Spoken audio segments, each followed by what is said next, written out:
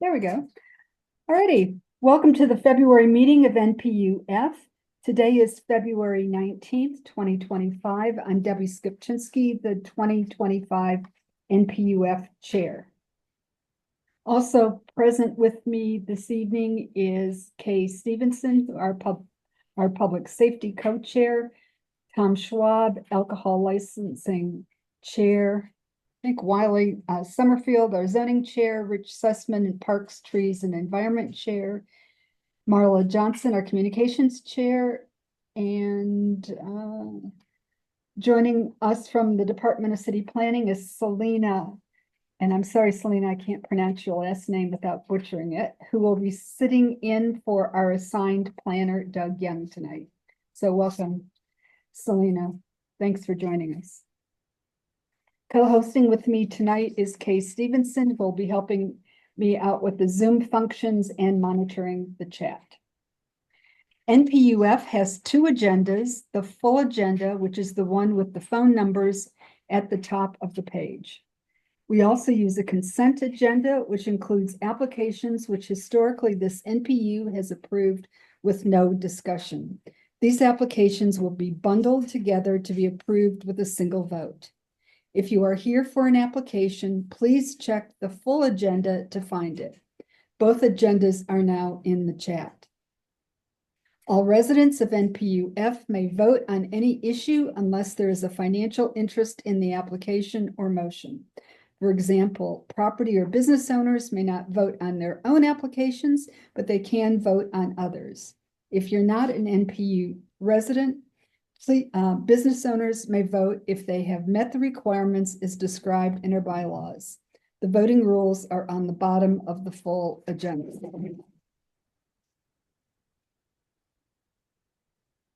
We are using the honor system tonight. Please refrain from voting if you do not live or own property or a business in NPU F. Or if you've we'll do a practice vote in a little bit to be sure everyone can find their raise your hand icon. It does have a tendency to move in Zoom. For the most recent routine matters, I will ask if there are any objections or for unanimous consent. When a motion is requested, I will recognize the first two people who speak up. This is the only exception to my raise your hand rule. I know most people have used Zoom in the past, but for those who are using it for the first time or need a refresher, here are some things you'll want to know. Zoom publishes a participant list, which includes everyone who is attending this meeting. Your name will be at the top of the list. If there is more than one person using the same device, please include both names on the participant list so that we can get an accurate attendance report. This will also be important for voting. To change or add a name, click on the word more, M-O-R-E, to the right of your name to find an option to rename. If someone else's name is showing up in your window, then please correct it. If there are duplicate names, neither one's vote will count.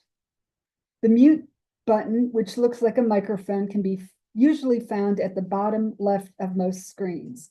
Please stay muted unless you are called on. If you wish to speak, please use the raise your hand icon, which is found under the reaction tab, also at the bottom of the screen.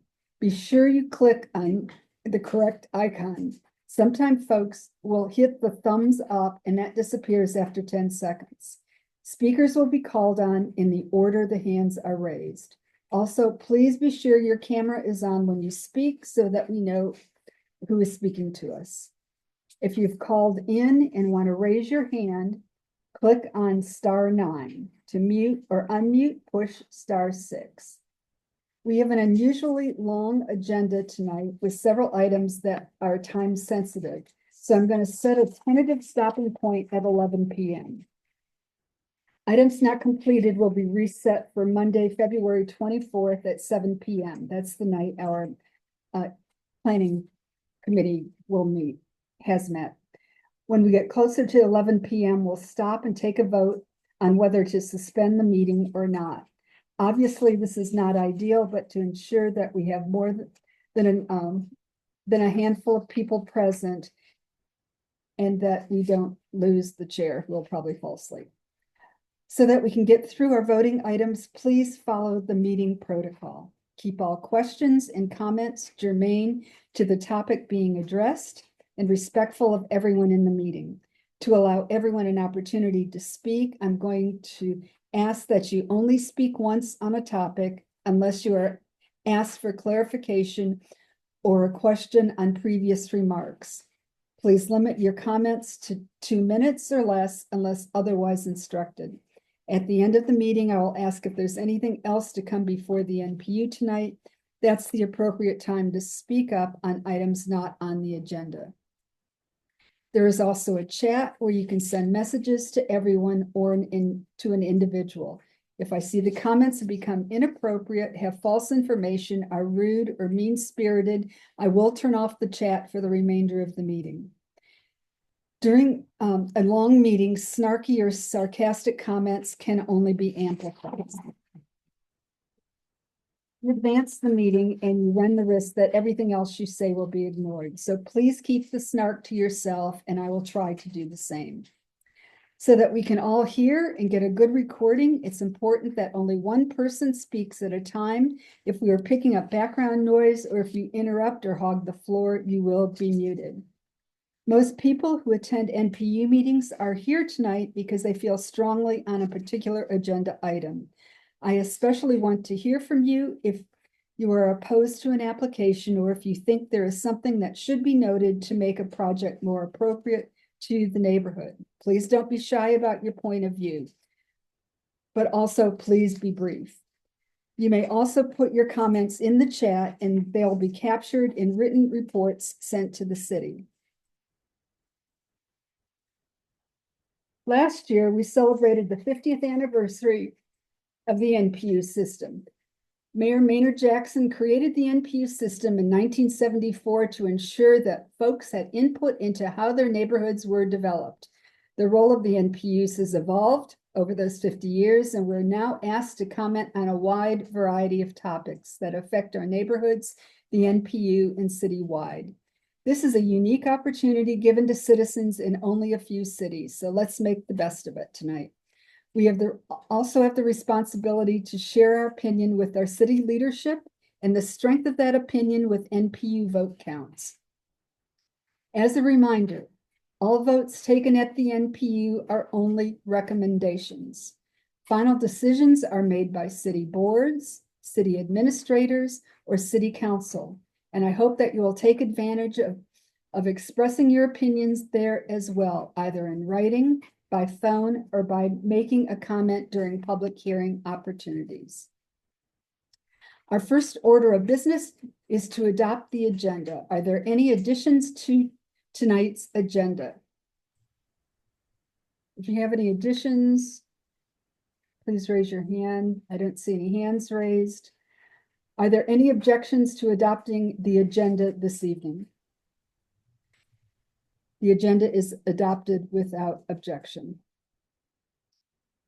Next item is approval of minutes. Thanks to Catherine King for preparing the minutes last month. They are on the NPU F website and are also placed in the chat. A link was included on the reminder email sent to the NPU F mailing list. Are there any changes or corrections to the January minutes? I don't see any hands raised or any voices. Are there any objections to approving the minutes? Seeing none, the January 2025 minutes are adopted without objection. Couple of announcements.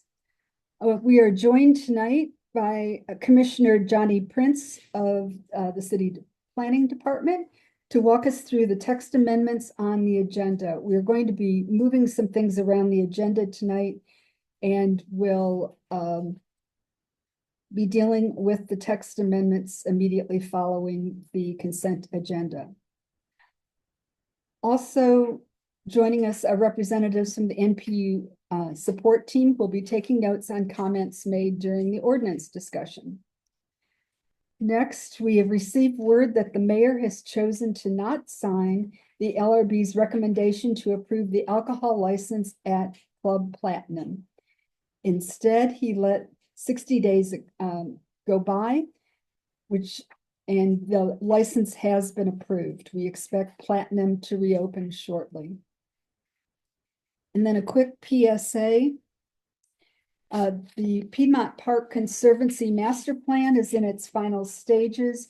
You just have a few more days to provide input. If you go to the Piedmont Park Conservancy or Piedmont Park website, there will be a link for you to take a look at some of the recommendations that are being made in the master plan.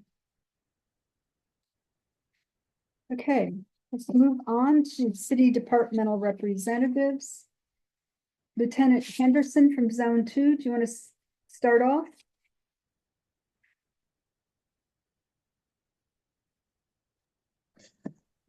Good afternoon. Oh, hey, Lieutenant. Hi, I'm Lieutenant Henderson from Zone 2 Evening Watch. Just a quick update. I know you mentioned Club Platinum with their license being renewed. They're open as of now. We've received some anonymous complaints that they're serving alcohol without a liquor license. However, like you stated earlier, it is approved. So you can expect them to be open as of now, as of right now. Just a little summary about Zone 2. For traffic, we're up 20% when it comes to traffic stops in Zone 2. And as arrests as compared to all 6 zones, we're currently leading the arrests.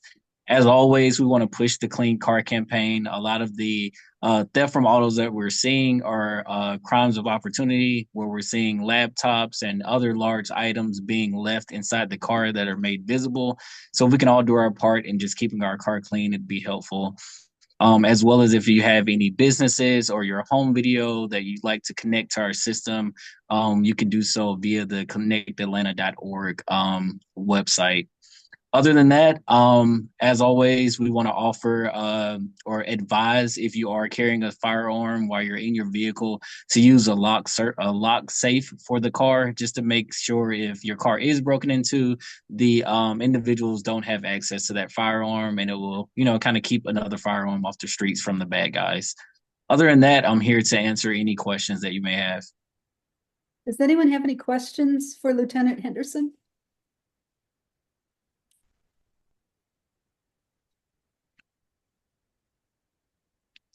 Let's see. Debbie, I have my hand raised. Oh, thanks, Rich. It just popped up. Yes, Lieutenant Henderson, for homeless encampments that are underneath expressways, should we be calling 99, the 999 or the 311 number? 911. You can You can call our emergency number. In addition to that, all of our supervisors have been tasked with doing under the bridge checks. So our beat officers as well as our supervisors are nightly going under the bridges to look for individuals. We're making contact with them, making sure that we're documenting them with our body camera as well. If they are or have set fires, those individuals will be arrested as well to kind of deter that from happening. I know our weather is kind of leaning back towards the colder phase, so we're out in full force checking all of our bridges as of now. Thank you. Yes, sir. Any other questions for Lieutenant Henderson?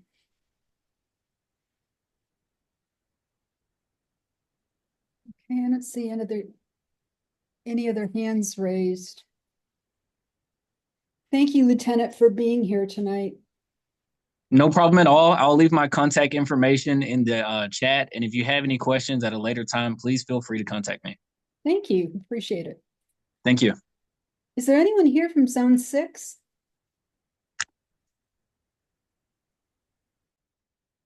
I think I saw anyone. Okay, and is there anyone here from Atlanta Fire Rescue Department?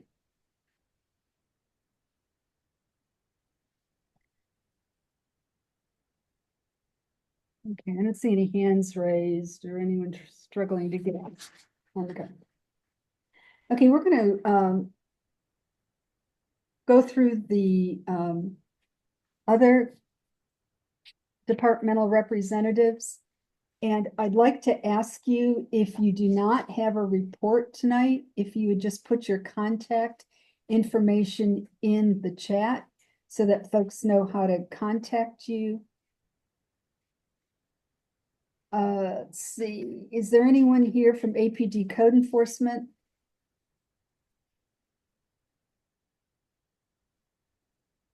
At ATL 311.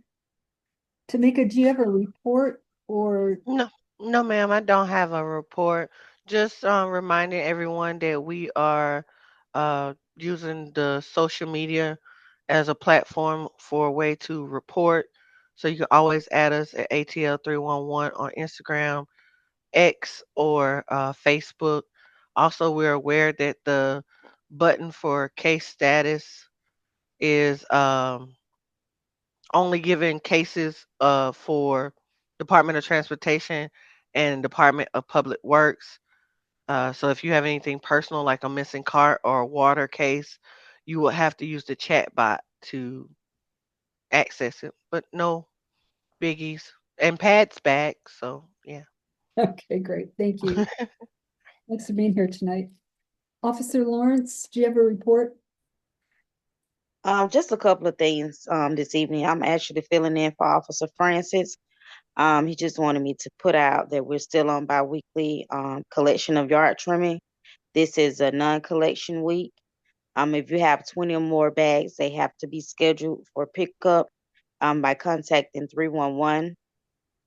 Also, we know that leaves are down a lot. And the max bag is 35 pounds, and the containers can be 32 gallons.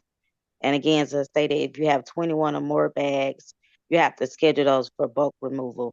If you have any concerns or you would like us to come out and educate any residents on how to properly dispose of their garbage, yard trimming, or recycling, or you have any illegal dumping cases, please submit a request to 311. We're typically out within 72 hours to address those concerns.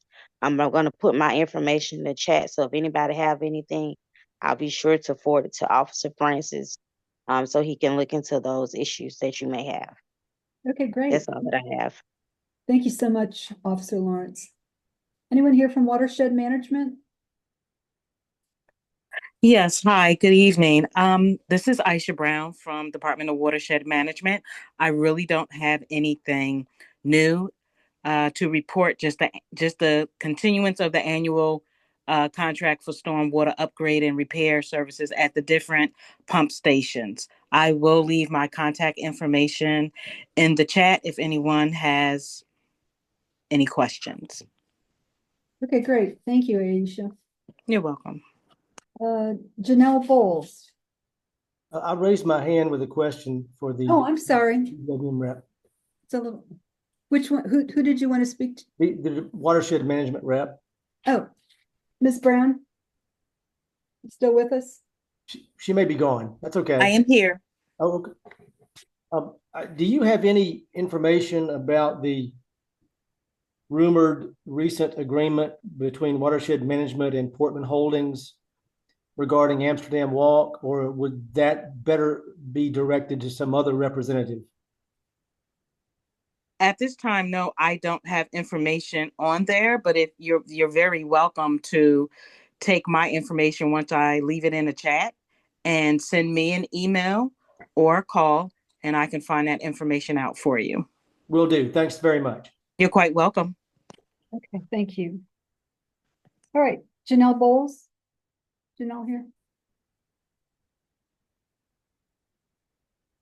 Good evening. I do not have a report. My contact information is in the chat. Okay, thank you. Debbie, Zone 6 just checked in as well. Yeah, and I saw that, oh, that was Captain Harris, right? That's right. Right, okay. I'm going to just finish this list. Clyde Mitchell, do you have a report? Hey, Debbie, I'm here. My information is in the chat, and I do not have a report for you this evening. Okay, great. Thank you. All right, then let's go back to Captain Harris from Zone 6.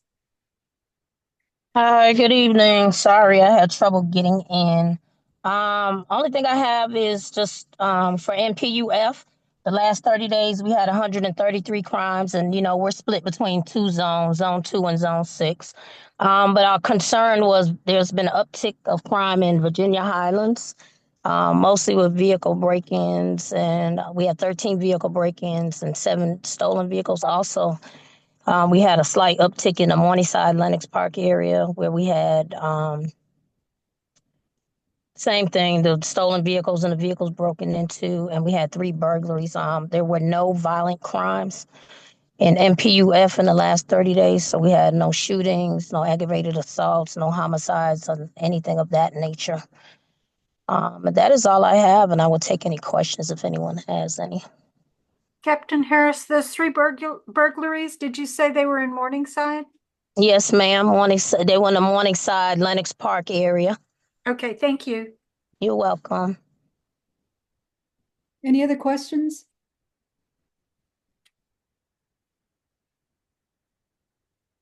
Okay, I don't see any hands raised. Captain Harris, thanks for being here. Thank you. I'm sorry, you had some difficulty getting in. Okay, we're now going to skip to comments from elected officials. I believe that Councilmember Alex Wan has joined us this evening. Alex, welcome. Hey, Debbie, am I the only one, or if there are other electeds, I'd like to let them go first since my report's probably going to be a little long and there's going to be questions for me. Oh, okay. Is there? Oh, Are there any other elected officials here? Rachel, did you want to introduce yourself? Yeah, I'll introduce myself super quickly. My name is Rachel Schiffer. I'm Chief of Staff for Representative Stacey Evans. She's the State House Representative for NPUF. I'll drop my information in the chat so you can get in touch with us if you need anything. It'll also have some information about our newsletter and a town hall we have coming up if anyone has questions or concerns about the legislative session as it continues. Great. Thank you for being here. And we'll look forward to seeing you again. Anyone else?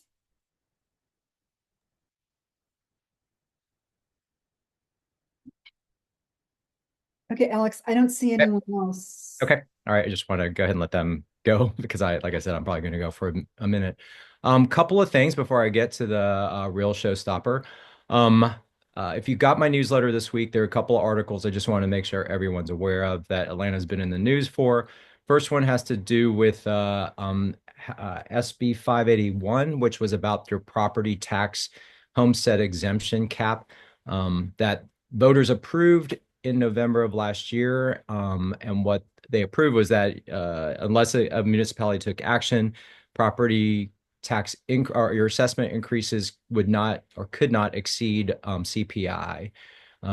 Municipalities had the option to opt in or out. The city has opted to opt out of that. And the rationale is that we already have, and y'all probably don't remember voting on it in 2019, but we already have a cap of 2.6% every year. It's called a floating exemption that is automatically calculated on your property tax bill. And if you follow the last 5 years of CPI has actually been above 2.6%. So if we opted in, we would give ourselves the ability to go higher. And we thought that would not be a better deal for the Atlanta taxpayers. Fulton County, on the other hand, has opted in. So, but they already have a 3% cap. So they will be capped at 3%. Both City of Atlanta and Fulton County represent each 25% of your property tax.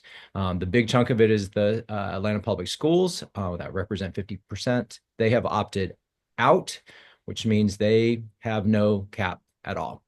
So just wanted you to understand that. If you have any questions, again, it's in my newsletter or you can email me about that. Second thing that's been in the news is the Office of the Inspector General. If you saw, she resigned from her position on Monday. Kind of been caught up in a lot of theatrics between the administration as well as the Office of the Inspector General, while City Council was trying to navigate through some recommended or proposed, I should say, changes to the structure in that office. At the end of the day, what we passed was pretty much back to what we had, what the office already had in terms of structure. However, we restored the word corruption in there. The board positions, we removed what was proposed in terms of a mayor appointee, a city council appointee. I definitely agree that there's a conflict of interest there. We also reiterated the right that inspections by the inspector general can be then handed over to the GBI and state investigation, FBI and U.S. attorney. I mean, as it should be. I think the one thing that got a lot of attention was the notion of adding a requirement around Atlanta Municipal Court needing to approve subpoenas of personal information. So personal, like my phone records, my health records, or my bank records. And I think the relationship between the inspector general and the administration got so toxic that I don't falter for resigning. I really wanted her to stay on. I mean, I think it's been a work in progress, but it's unfortunate that we're in the news. I just hope that if you want to see the legislation to see what was actually done versus what the Kool-Aid that was being poured by both sides, I'm happy to get that to you. But I'm hoping that at the end of the day, the cooler heads in the room did prevail, and we did pass a piece of legislation that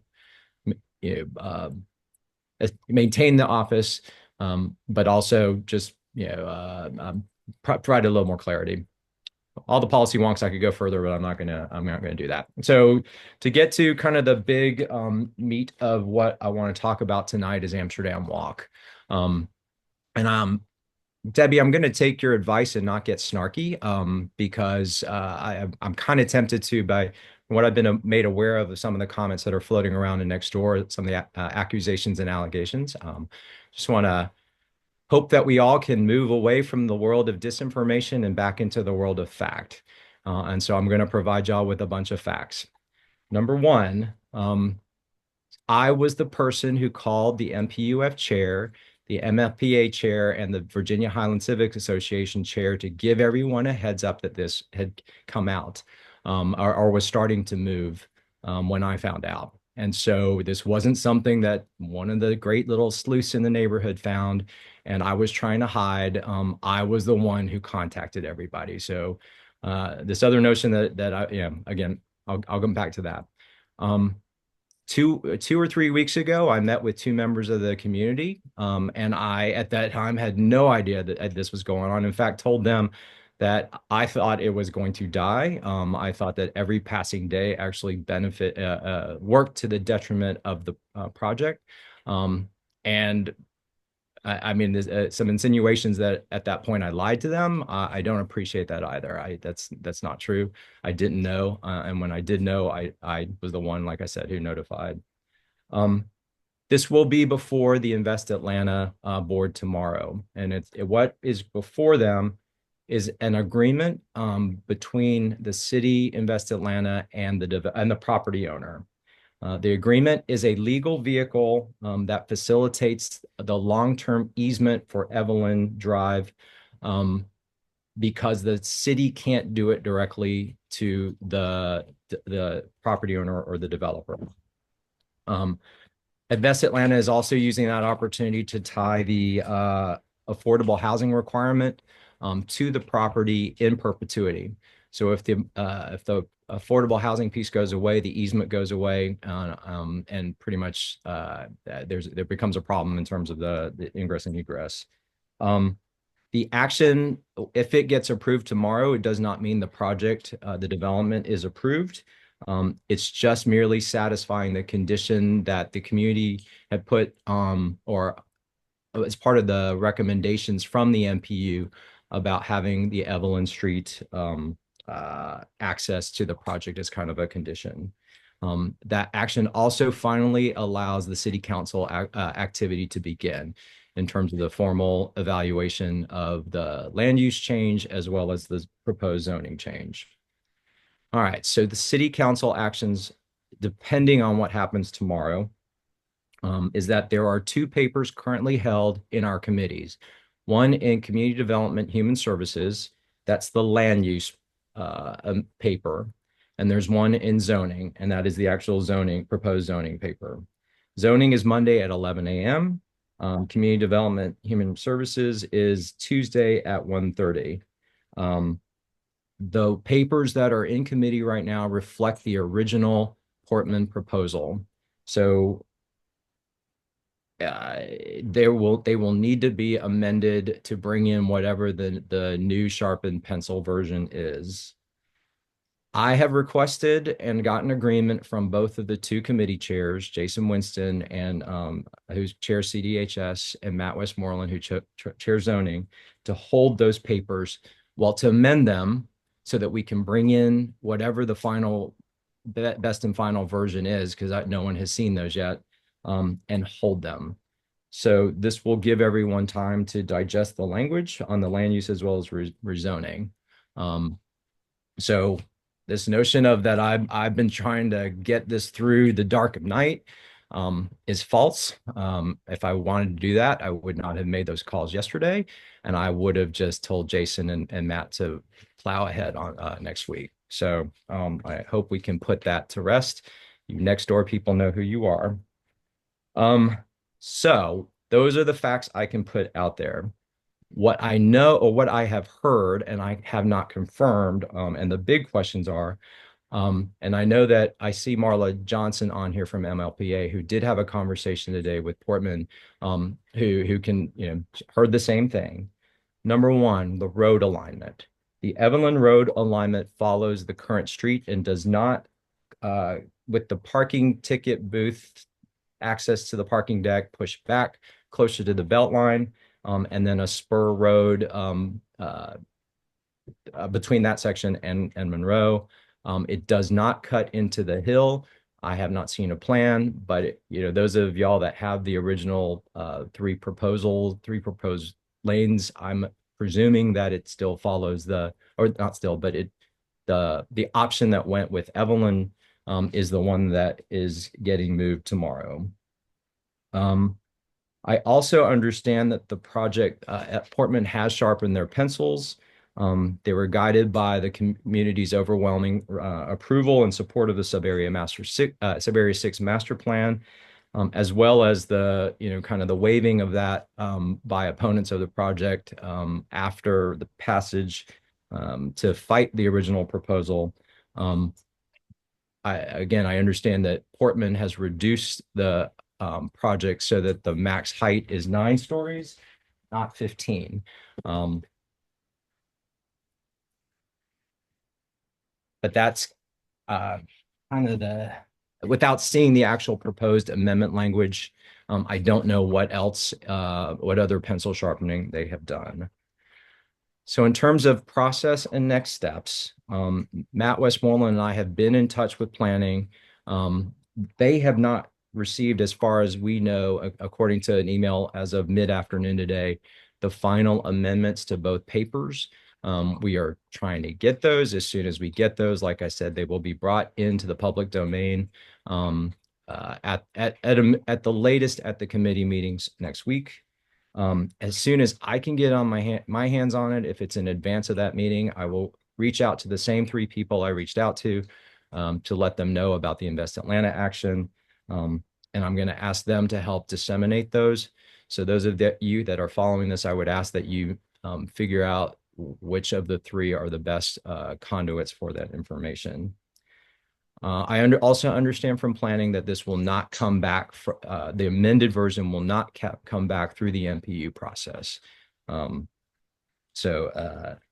then finally, with the holding of the paper on holding of the papers on Monday and Tuesday, that means it will not go to full council on the following week, which I think is March 3rd. And that the first potential opportunity for any sort of additional council action would be the cycle of March 10th. So that is everything that I know about all this right now. And I'm happy to take questions, as I'm sure there are plenty of them out there. But I just hope y'all understand that some of the questions y'all ask, the answer may be that I don't know, because I have not, again, seen the site plan, legislative amendments to either the land use or the zoning paper. So all I'm doing is kind of going off what I've heard and what was confirmed by Marla this afternoon. All right, Madam Chair, I yield for questions. Already, I'm see two hands raised. Want to remind everyone in the room that we are in a snark-free zone. Charlie Captain, your hand went up first. Okay, yeah, totally snark free. Just a comment and then before my main point. It's a bit amazing to me, bizarre that you would be kept totally in the dark on such a contentious issue and that you didn't make it clear way back when, I guess, starting in the summer to Portman and DWM and whoever else that you should be kept in the loop on development so that you could report back to the community. But that's all water under the bridge. It didn't work out that way, but that's the way it should have happened. So going forward, which is all we can do now, is Alex, myself and other people would like a commitment from you that before any action is taken by any committee or the city council, I'm not including Invest Atlanta now, that you will make a commitment to get the plans for the Evelyn Street arrangement, which, as you've described, actually sounds promising. And more importantly, the details, because the devil is always in the details, about the new Portman plan, how many units, how many parking spaces, how many stories exactly, what the layout is, and specifically whether the plan is still to cut down all the old growth trees behind the houses on Highland Park Lane, which is a buffer between those homes and Amsterdam Walk. And once you get of all that, you should organize a community meeting where members of the community can come. All of the information that you've gathered is presented, and then we can have a public hearing or meeting to discuss exactly what is this all about. This is the only way to guarantee transparency and to give the community the opportunity to understand what's going on and have their say. Thank you. I should add, I understand, and I think Marla got this from Portman today, that Portman is abandoning the intent to purchase that 50-foot buffer next to Highland Park. So that is now off the table. So I think that answered your question about the old tree growth, but again, I don't know that for sure. Again, that's encouraging. Okay, Ben Terry. Yes, Alex, and I want to apologize to you if one of my next door comments was you may have felt was directed at you. It was not. I said my comment was hand meat cookie jar. I was not referring to you. I was referring to Portman Holdings in the sense that all of this seems to be a situation of last minute itis. And honestly, I think your report of this situation, which made its way to the community, is probably something that Portman Holdings would have preferred you not do. And I want to thank you for having done it anyway. But let me impress on you, though, the need for, I know you don't have the information, but the need for specificity and clarity and plat drawings and diagrams that are illustrating what is going on so that the community can make an educated judgment. But I want to reiterate what Mr. Captain just said, that the 50-foot buffer, which I assume is the road abandonment thing between Highland Park and the project, and also the narrative you gave for the description of Evelyn Street and the path it allegedly is taking under this last minute newsflash, those things are promising.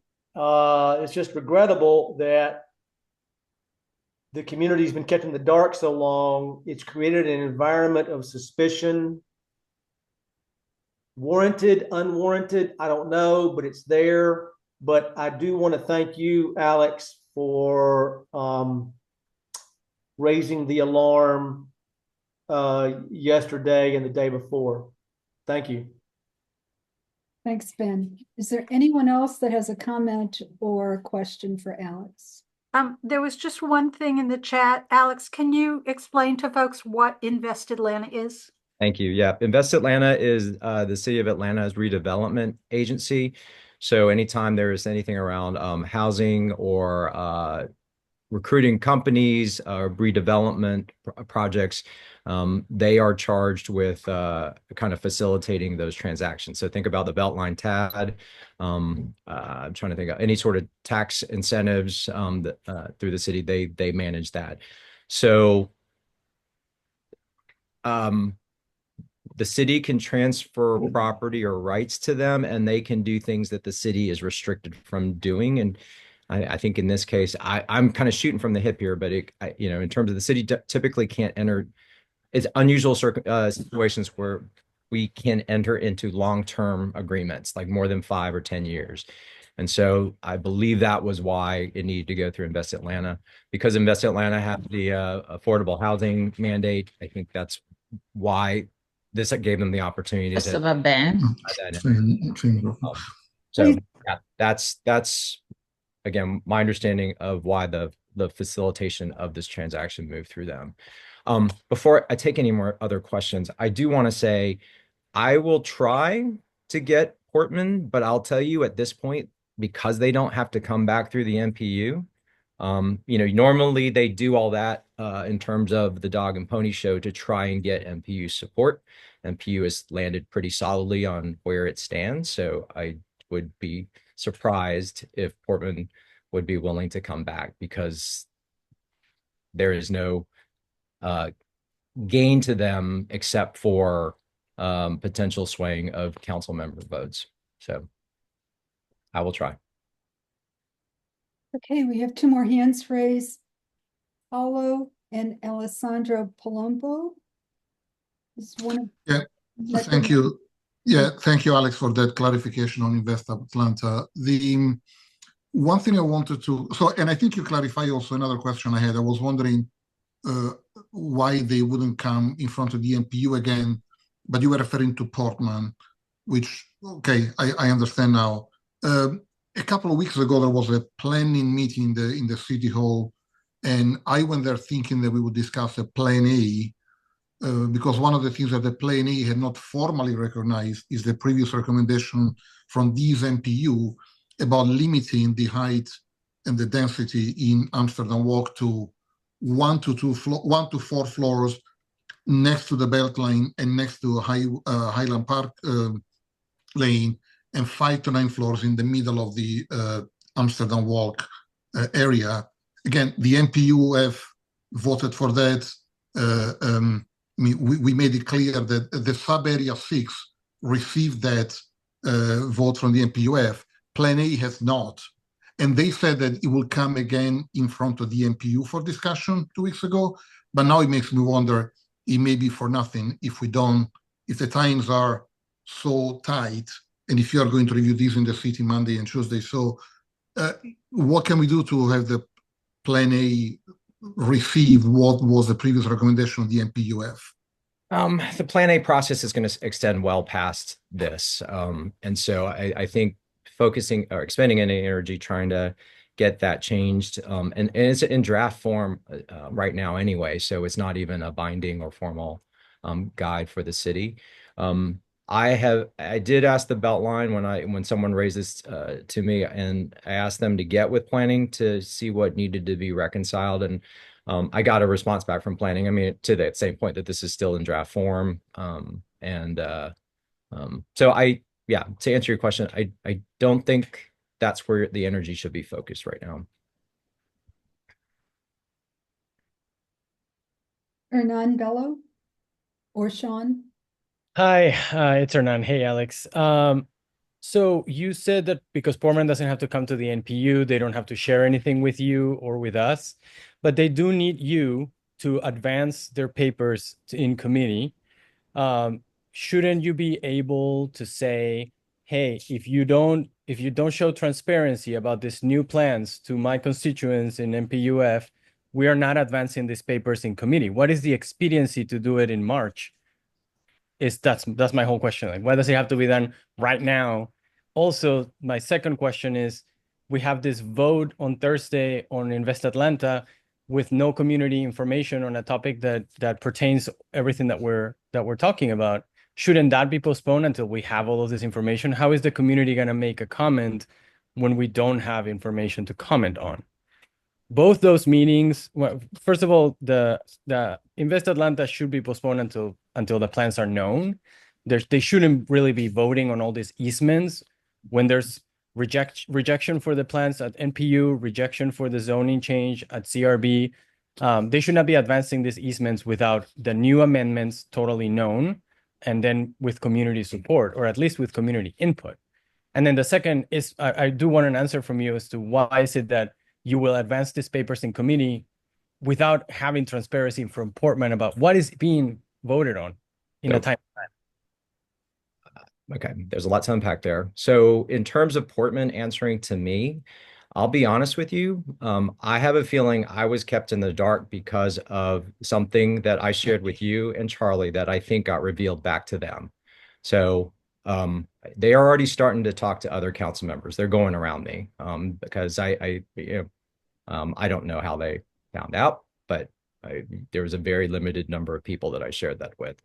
So this may be one of those things where I had my strategy and it, because something was leaked, I think I don't have leverage anymore. So I can do my best to hold this back, but if they have 4 votes out at committee and 8 votes at council, there's nothing I can do. So I'm going to try my best. I think a lot of it will depend on what the actual amendments look like when we get them. That's why as soon as I get them, I'll get them into everyone's hands. The devil is in the details, like someone said, but yeah, I mean, that's the best I can tell you about that. With regard to West Atlanta, again, they are not voting on approving the proposed development. All they're trying to do right now is grant an easement that, or essentially receive an easement from the city, and then create a path for the developer to have it because as a piece of this. And like I said at the beginning, what it does is just open up the city's process and the deliberations on it.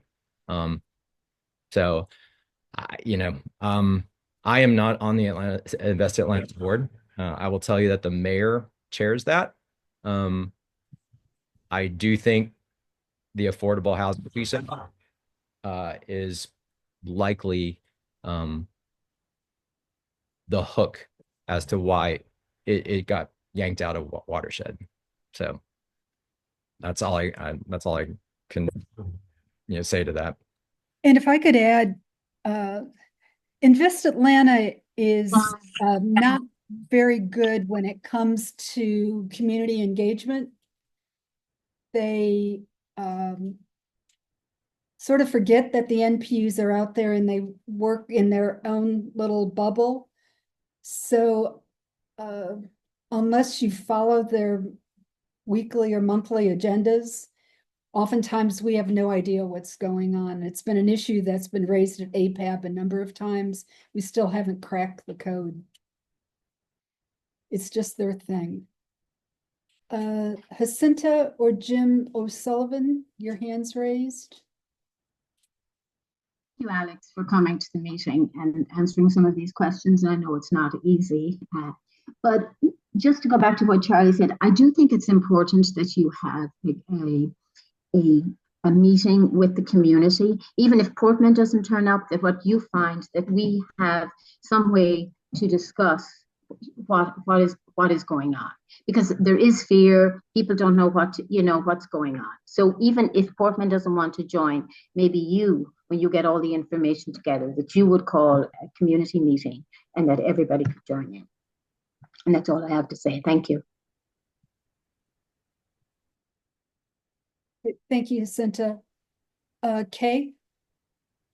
Yeah, just really quickly to clarify, Alex, this easement goes with the property and the property is not owned by Portman, right? Correct. Okay, so this really is independent of whether Portman goes forward with a deal or not. Correct. Okay, thank you. Thank you. Anyone else have any questions for Alex? On anything else? On anything else? You want to talk about Club Platinum? Just kidding. No, I mean, yeah. However, I do have some good news today on that front. On the other end of Cheshire, Allure, if you'll remember, committee fought hard and against all odds at the LRB meeting, won a revocation of that. The license holder appealed. There was a court hearing early in February, and the court sided with the city in holding the revocation. They still have one more opportunity to appeal to the state superior court, I think, or something. I don't know my judge, my court systems, but there is still one more opportunity. But I think it's a really good sign that if we made it to through this appeal court, we will prevail. So once the judge's order comes down from the February 12th hearing, then that will either trigger an action from the license holder, but if it doesn't, then the city can move forward with enforcing. So a little bit of good news there. That is good news. Okay, two more hands raised. I should have left while I could. I'm kidding. Move quicker. I'm here for the duration. Tom Schwab. Hey, I just had a quick one, and it's not about Amsterdam Walk. Yeah, I saw that ARIA rescinded their request to the LRB. So given that the judge made the ruling against Allure, does that reset the 1 year clock of no vacancy, or does that clock start from the time the judge's ruling? For Allure? Yeah, there's an ordinance that the zoning, they have a zoning conflict to the residences, right? So if it's open for more than a year or closed more than a year, they lose their grandfather clause. But they've still been operating the whole time while the appeal's been going on. So the clock never stopped. I mean, yeah. Okay. The general hope is that during these the revocations become so financially painful for them that, well, once they get a revocation, yeah, we'll have to, yeah. Yeah, okay. Well, we can take it offline. We'll take it offline. I'll tell you, I don't think I've ever had a revocation in my 12 years of service. We'll learn it together then, I guess. Yeah. All right, thanks. Vicki Davis. I just had a request. Maybe Marla could potentially fill us in on the conversation that she had today before we leave the conversation of Amsterdam Walk behind us. Yeah. Yes, I can do that. Okay, so I want to read it verbatim, so I do not mince any words. So Mike said, it is true that Evelyn Street access has been resolved and rezoning is expected to proceed to City Council in March. We did adjust the building heights down because of the sub-area 6 plan update. The max building height is now 9 stories. We also refined the Evelyn Street improvement plan with Watershed. Originally, we had shown a new road rising up the hill and passing closer to the Highland Park homes. Now the plan is to simply improve the existing road in its current location. And we abandoned our request to acquire the old 50-foot right-of-way property between Amsterdam Walk and Highland Park. Those are the updates he gave me. So I will also try to get plans or designs or whatever else I can get. And we will work on a communication as well, just trying to get, all the facts together first. So yes, I think it's good news, hopefully. Thanks, Marla. Yep. Alex, I have a question that is our other thorn in the side issue, which is the service road between Monroe and the maintenance building. After, Yeah, I've heard that and I haven't seen it yet, but I've heard that the gardens are now exploring a separate entrance from Piedmont that would kind of parallel the belt line somehow. I don't know if it's on the north side or the south side. I think they're moving away from Westminster off of Monroe. After looking at the Piedmont Park master plan, it looks like that road is not part of their plan, right? So Doug Widener in a previous thing, because we raised that in the steering committee with him. Actually, I think you're on in a previous meeting, they were going agnostic. They know that is a potential project, but the design that they've come up with could accommodate even the Westminster plan, but it accommodates what they understand or what they have heard could be the alignment coming off of Piedmont in terms of what they're doing. So yeah, it's agnostic in that reason, because they don't know, they weren't going to put something in. Okay. Westminster would have just followed the existing pathway through the expansion part. So. Okay, thank you. And then I do want to, there was a question from Sharon about if the Beltline and Piedmont Conservancy are giving Portman the whole stretch of land along the Beltline. So the Piedmont Park Conservancy isn't part of that transaction.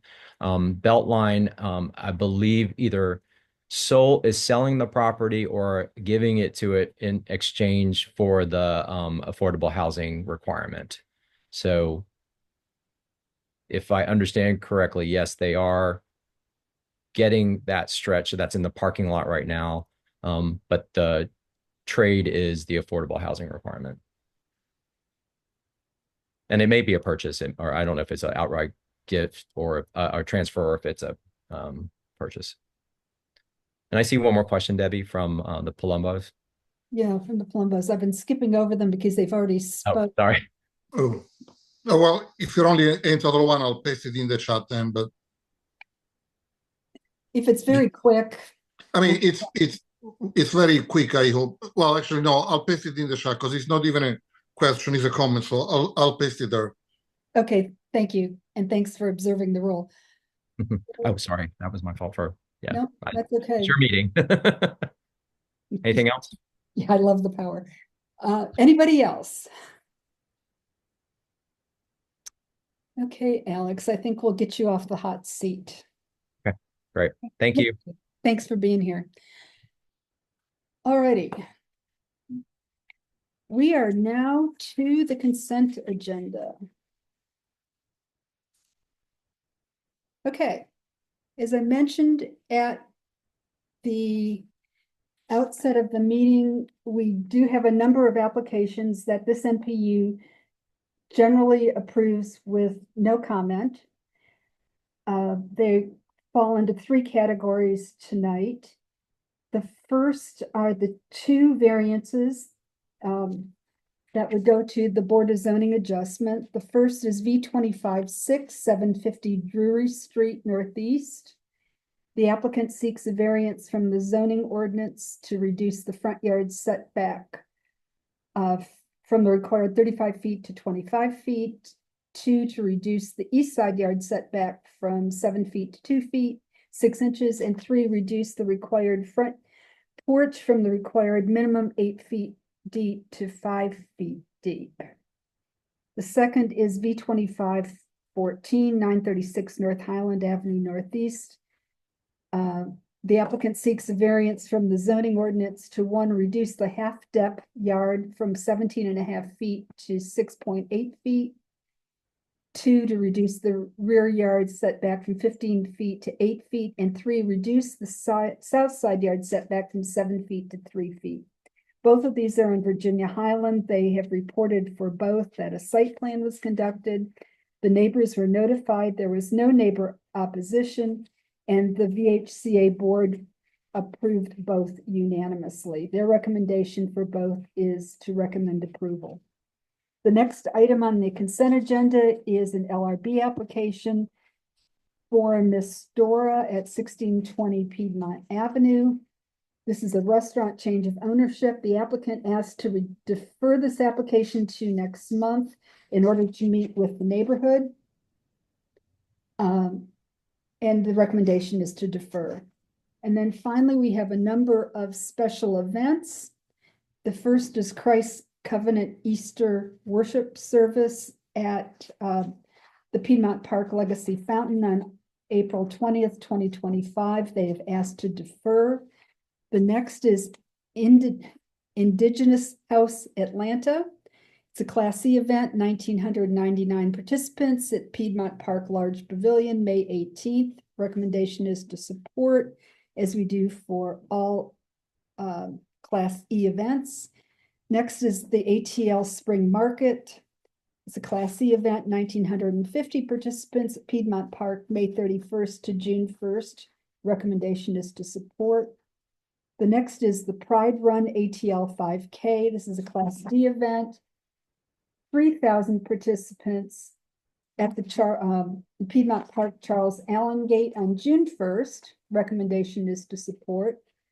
Next is the Cafe City Festival, a Class E event, 1,000 participants, Piedmont Park Meadow, June 8th. Recommendation is to support.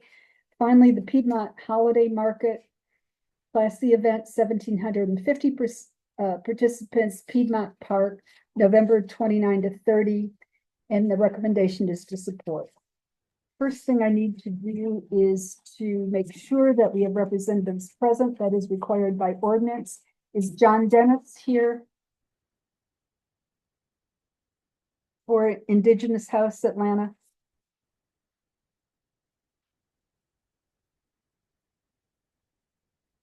John Dennis. Okay, not here. Next is Sydney Howell, ATL Spring Market. Sydney?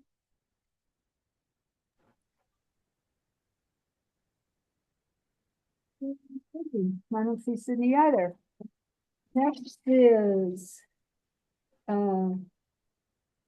Hemi Lola Marshall, Pride Run ATL's 5K. I'm here. Oh, thank you. Okay. Queen Brown Cafe City Festival. Ms. Brown, are you here?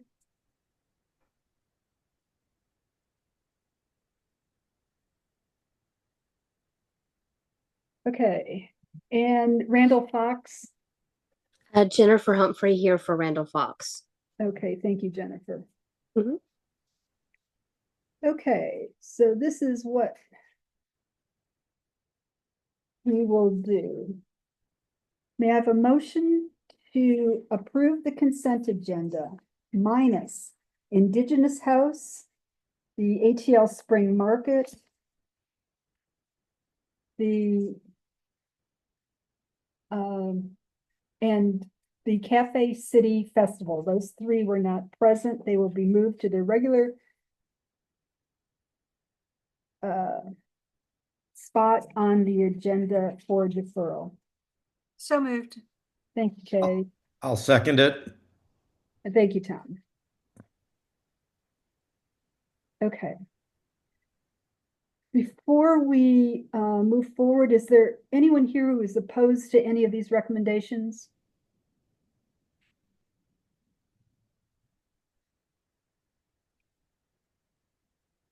Okay, is there anyone here who wants to have an application removed from the consent agenda other than the ones we just mentioned?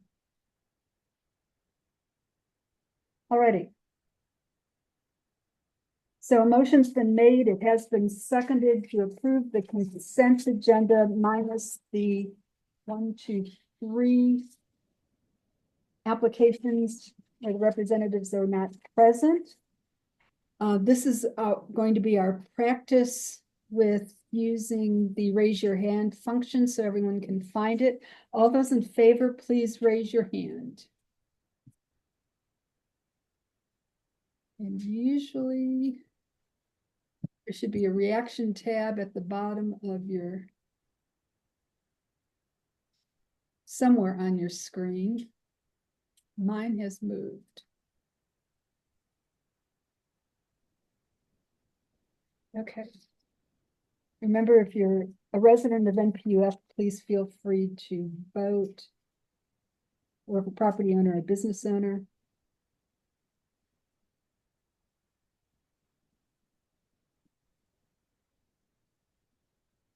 Okay, the number's not changing. Let's see, 21, 22, 23. Okay, I see 23 ayes.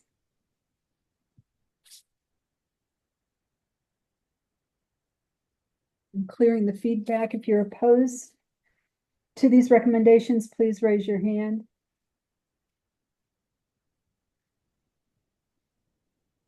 Delisle and Mark Anthony, are you opposed to any of these applications?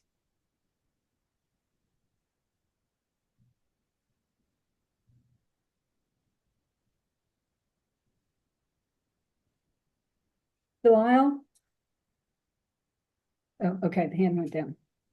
Okay, anyone opposed? Okay, I don't see anyone opposed. By a vote of 23 ayes and 0 nays, the applications on the consent agenda minus the 3 that we mentioned earlier have been approved. If you are here representing one of those applications, please feel free to leave the meeting if you so desire. Okay. Next item. All right, now we're to the text amendments. Once again, I want to introduce Commissioner John A. Prince, who is here to help us through the text amendments tonight. Commissioner, are you able to? Thank you, Madam Chairman. I'm happy to be here. Can y'all hear me okay? Yes, ma'am. Okay, I'm having a little internet issues tonight, so just want to make sure. So, hello, NPU F. I'm so happy to be here. This is the first time I've been to one of your meetings. What we have for you tonight are 2 amendments to the zoning ordinance, and you all know that amendments to the zoning ordinance come to the NPUs. What you may not know is that these amendments are associated with other ordinance changes that are not amendments to the zoning ordinance, so they wouldn't normally come to you. But I want y'all to see the big picture on everything, so that's why we come to talk about those other ones as well. Now, did everybody get a chance to attend one of our webinars or at least watch the recording of it? I think some of us were there. Okay, that's good because that's going to really help you understand what I'm talking about tonight. So I'm going to start with the party house ordinance, if that's okay. Yes, go ahead. So the party house ordinance was written in 2021, and you all remember that this was when all of the bars and restaurants were closed and, people were renting out short-term rentals to throw parties, and they were charging admission, and it was kind of nuts, right? It was like putting a nightclub in your neighborhood. So the party house ordinance was passed, and hopefully it put the kibosh on that sort of thing. But the party house ordinance really was written in a complicated way, and it really wasn't super clear and easy to enforce. So what we did was we asked the law department to rewrite it, not to change the rules at all, just for clarity and to make it easier to enforce, because the party house ordinance is typically enforced very late at night. And for police officers, we need simplicity and making it easy to do their job, right? So we asked them to rewrite that. Now, at the same time, the Department of City Planning was asked to rewrite our short-term rentals ordinance. Now, this is the short-term rentals ordinance is a licensing ordinance. It's not an amendment to the zoning code, so it would not typically come to the NPUs. But there is a fee change associated with the short-term rentals ordinance. The fee change is from $150 per unit to $250. And Section 2-45 of the Code of Ordinances allows us to bring this to you, bring the short-term rentals ordinance to you because it has a fee change. That's the only reason. It doesn't say we have to, but it says we're allowed to. So we wanted to bring it to you, and we're asking for any review and comment. I hope you've had a chance to look it over or read the fact sheet that we distributed or attend the webinar. If not, I'm here and I can answer questions if you want. But we wanted you to have both. We wanted you to have the big picture. So to recap, we will need a vote from you on the party house ordinance, which is just a restatement of the rules. It doesn't change them at all. And any comments that you may have on the short-term rentals ordinance. Anything you think might be helpful. Now I'd like to move on to the other one, if that's okay. Why don't we take have the discussion on these two, and then we can move on to the next one. Sure thing. I think that'll just keep things cleaner. Are there any questions or concerns regarding the party house ordinance?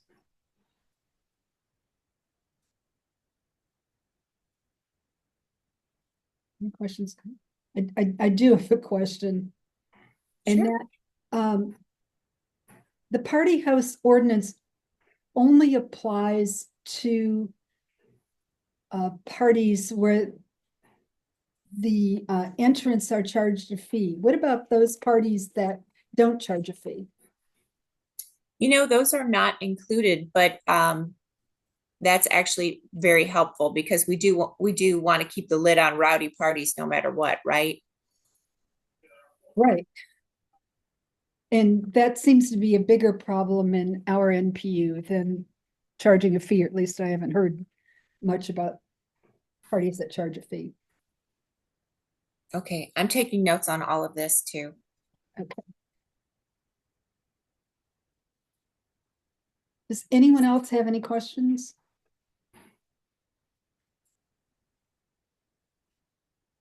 Hey. Debbie, I would just add to that, from the public, from my experience in getting calls about safety, it's not clear to me that the public would know whether there was a fee being charged or not. All they're really aware of is that there's a disturbance. And there's way too many people over there in the yard drinking and carrying on. Whether they paid to be there or not is not something that would be visible to us. So from our point, I understand what you're saying, that the legislation only addresses it if a fee is charged, but the impact from the community standpoint is the same. I'll tell you what, Kay, call the cops no matter what. Yeah, exactly. We'll get them on the noise ordinance if we can't get them on this one. Yes, ma'am. Yeah, we've got them on speed dial. Okay, anyone else? Okay.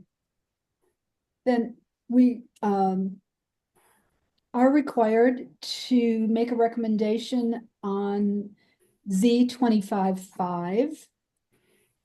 I'm sorry. Is there a motion? I move to support the text amendment Z25-5. Okay, is there a second? I can second. Thank you, Tom. Okay. Let's use our newly found raise your hand function. Is there any discussion on the motion? If not, Catherine, did you have a question or were you voting? Sorry, just voting. All right. No discussion on the motion, or it appears there's no discussion on the motion. All those in favor of the motion, please raise your hand.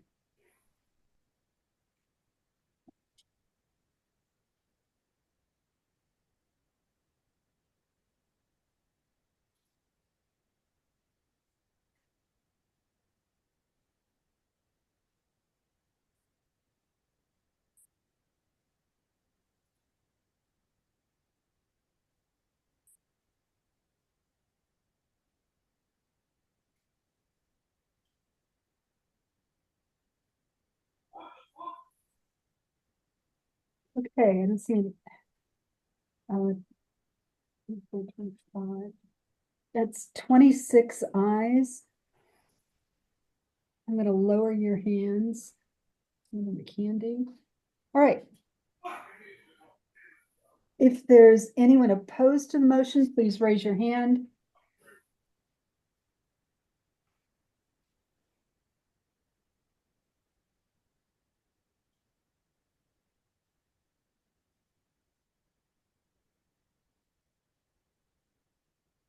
Okay, I don't see any hands raised. By a vote of 26 ayes and 0 nays, the motion carries. Now, before we move to Z25-4, I just want to check in to see if there are any comments that we should share regarding the short-term rental lease requirement for multifamily complexes. And also, I want to note that there is an increase in the short-term rental fee. It's gone up from $150 to $250 for each application. Any other comments? All righty. No comments. Okay, Commissioner, we can now go to Z25-4. Okay, so we have before you an amendment to the zoning ordinance that creates an administrative variance process. Now, you all know that variances go to the Board of Zoning Adjustment. Many cities and counties have an administrative variance process for very small variances that can be approved by staff without going to their BZA. What we wanted to do while we were working on the tree protection ordinance is we wanted to make it easier to save trees. As it stands right now, when a new house is being built, the trees and the setbacks have to be saved. But what if there's a really great tree in the buildable area of the lot? What if there's a priority tree, what we call a priority tree? So that's going to be like a 6-inch or larger tree that is, one of those species that we really like, an oak tree, the good trees, right? The native trees that we all really like. So the administrative variance that we're proposing is only for saving trees, not for anything else, only for saving trees that are in the buildable area. And if you would have to accommodate that tree, you might need to move the house a little bit to the left or to the right. So this would be a side yard setback variance, just side yard, nothing else. And it would only be for saving trees. So the house you would scooch it a little to the left or to the right, and our staff would have the ability to approve that. Now our arborists would look that over, and one of our arborists, the boss arborist, David Zaporanik, is on with us tonight. And the arborist office would be reviewing this as well as the zoning office. So that's the gist of it for the administrative variance, y'all. Only for saving trees, and only trees that where you would have to scooch the house to the left or the right a little bit. Nothing else. No other trees besides the 6-inch good trees. No 2-inch pines, nothing like that.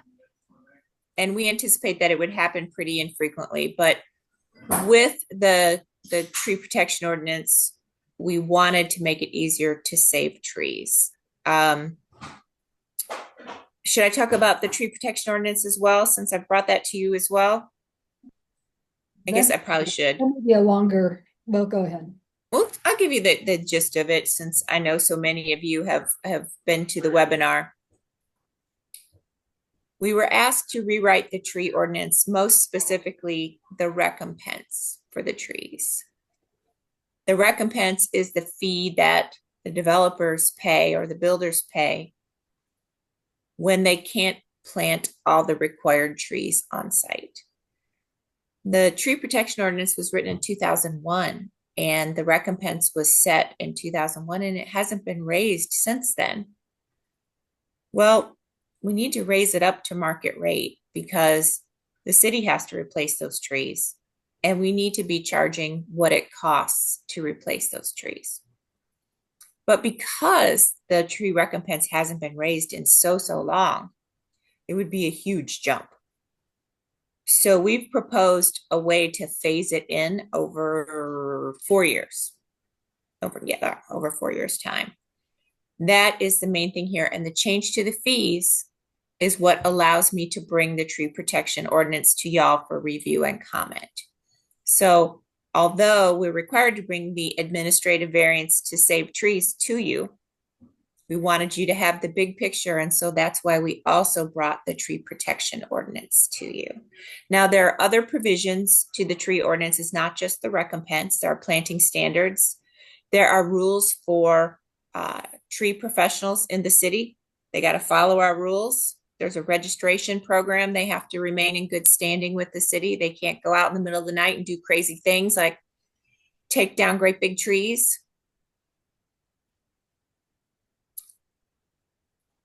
The tree ordinance is 40-some pages, so I won't drag you through all of it, but I did want you to have the highlights, and I'm here for any questions that you have either about the administrative variance or the tree protection variance tree protection ordinance. To recap, I will need a vote from you on the administrative variance to save trees.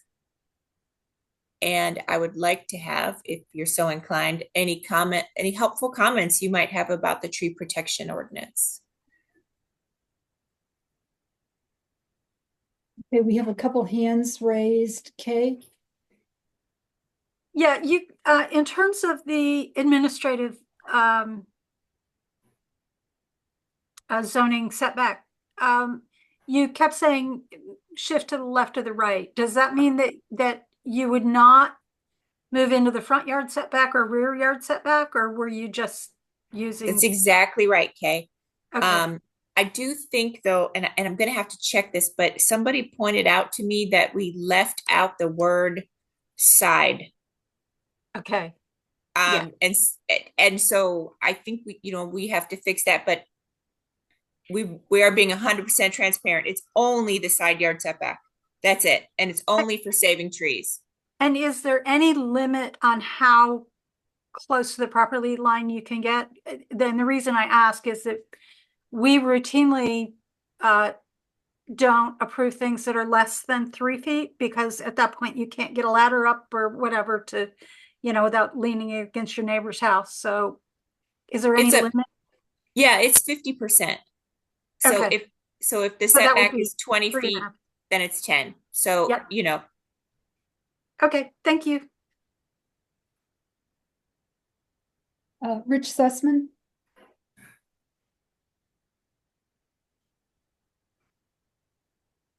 Rich? You're muted. There you go. Yeah.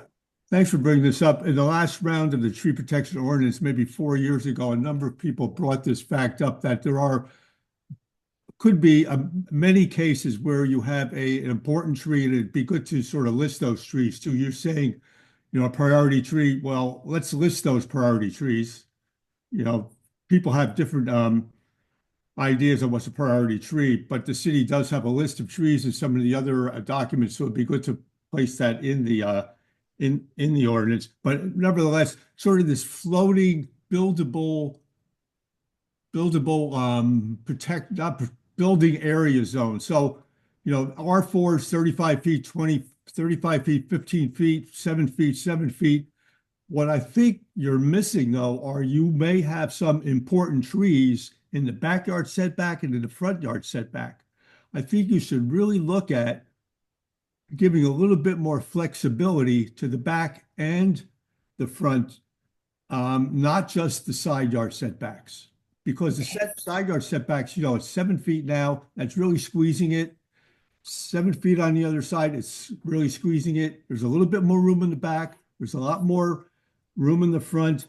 Yes, it may denigrate sort of the 35-foot setback or the 50-foot setback in some of our areas, but for the city's goal of trying to reach 50% tree canopy, I think it's important to have maximum flexibility of what this buildable area is in order to save those trees. And then the other thing, if you move it one way or the other, does that mean if you move it, say 3 feet on one side, does that mean it shifts on the other side or not? Yeah, that's the idea, to make more room for the tree. The side that you save the tree on, the other side, the setback gets a little bit smaller. You're scooching the house over. But do look at the front and the back, because I think you'll have enough cases that will require some looking at there. Okay, I added that to our list. Thank you. Right. Thank you. I don't see any other hands raised, but there was a question in the chat. What will new side yard setback be under zoning 2.0? Isn't it going to be 3 feet, meaning the variance would allow 1.5 foot setback? So to the person who wrote this comment, it's a great comment, and I'm really glad that you brought this up.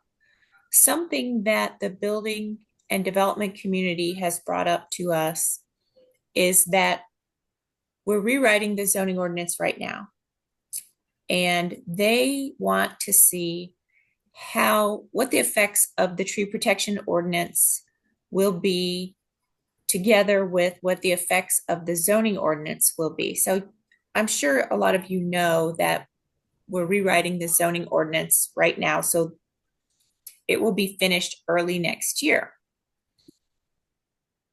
The city's comprehensive development plan is wrapping up this summer, and the zoning ordinance is the law that brings our comprehensive development plan to life.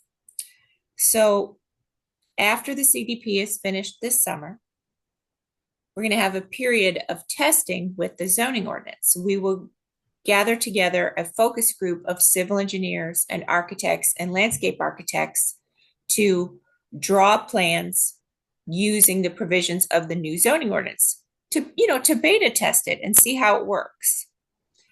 Well, those people have said to me, a bunch of them, that they would like to test out the tree ordinance at the same time.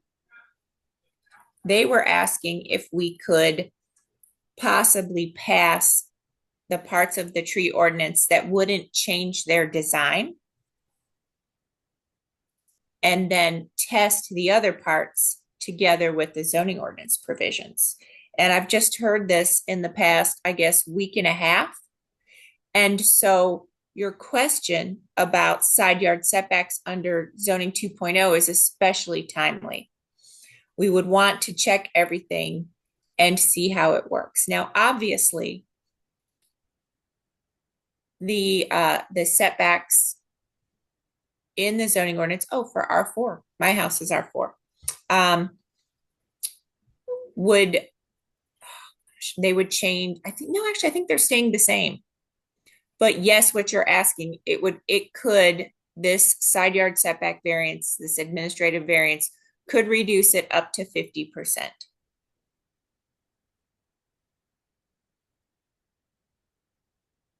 I know that was a long answer to a short question, but I wanted y'all, like I said earlier, I want y'all to see the big picture here. Okay.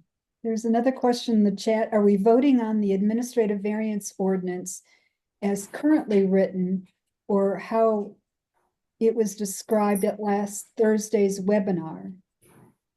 So, to be Delisle, what you're asking, we left the word out that it was a side yard. And I did tell y'all that. We did leave that out. It is only supposed to be the side yard setback. And we caught it last week that the word side was left out.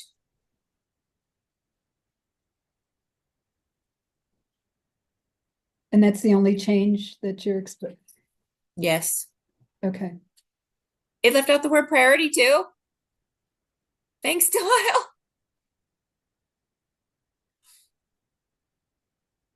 Delisle. Stephanie Coffin? Yeah, I would just like to ask about how you're going to record this new information, if the variance is accepted or denied. I know that there's really been problems with the city recording what's going on with the tree canopy. So I was hoping that perhaps you would work out some kind of way to record. Just you have to do that in order you're going to be successful in terms of saving trees. Yes, ma'am, you're right. For the denial and acceptance. And then also the other question I have is, how are you going to connect with the neighborhoods in terms of what's going on with those administrative variances? So the administrative variance, you would be able to look up online, just like you can look up any kind of permit. It would be associated with the building permit. And the recording process, because that has been a huge problem in terms of, 50% canopy, but we don't have the records to prove what is going on with our tree canopy. The record keeping in the city has been a huge problem. That's a very good point that you mentioned with the canopy. As you all know, our goal for our tree canopy is 50%. Every, I guess about 5 years, we have Georgia Tech come in and measure the tree canopy to let us know how we're doing.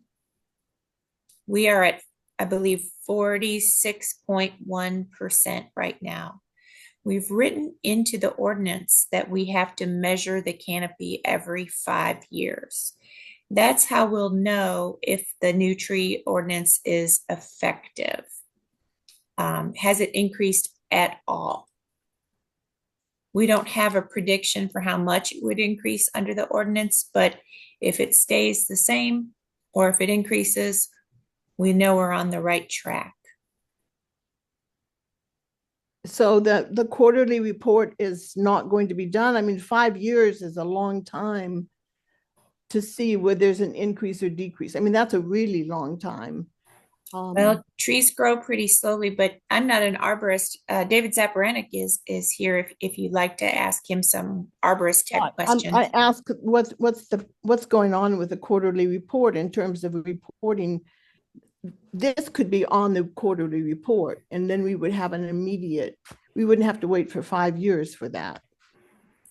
Let me make sure that the most recent canopy analysis is available on the website.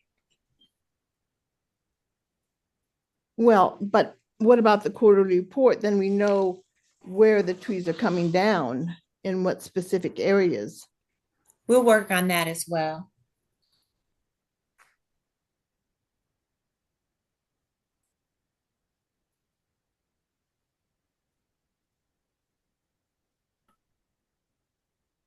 Commissioner, I have a process question. Most of the variance applications that we see have multiple requests. How is this how will a request to save the tree impact the variances that we receive in the NPU? Will it just be left off? Will there be a notation that it doesn't exist? This NPU is very conscious of our trees and our tree canopy. And we often will grant a variance because we are hoping to save a tree and to protect the trees. What kind of communication will the NPU have when they receive these variances, applications with multiple requests, like a front yard setback? And you saw the ones that we had today. For an administrative variance, there would be no notice to the NPU. It's just a staff decision, just like all the other pieces of a building permit. So when we receive an application and that variance is left off the list, someone is going to recognize that it wasn't included in the package. Is there a way that we can avoid having to seek out the planner and ask the questions and trying to dig out what's actually happening with the property? Well, because it's just an administrative variance, it wouldn't be going to the NPUs or to the BZA. The way to look it up would be, once you see that a building permit has been posted, would be to go to our website and look up the building permit number to check and see if there was an administrative variance granted, because that would impact where the foundation is. And you'll see, foundation staked out. They have to submit a foundation survey. So at that point is when you could check as soon as the building permit is posted. Right, and I understand that if that's the only variance that's being requested, I'm thinking about those projects, especially a new build that's going to have other things included. Yes, I think it would be best for staff to disclose that to you if there are other variances requested. Can that somehow be incorporated into the language so that they know to do it? Otherwise, we're going to be bugging them. That's super helpful. Let me get that to the law department. Okay, thank you. Okay, are there any other questions regarding this this ordinance text amendment? If not, is there a motion? Debbie, I have a question. Oh, okay, Rich, I'm sorry. I just covered up my hands. Go ahead, Rich. The ordinance, there's a provision in there about simplifying the standards for affordable housing credits.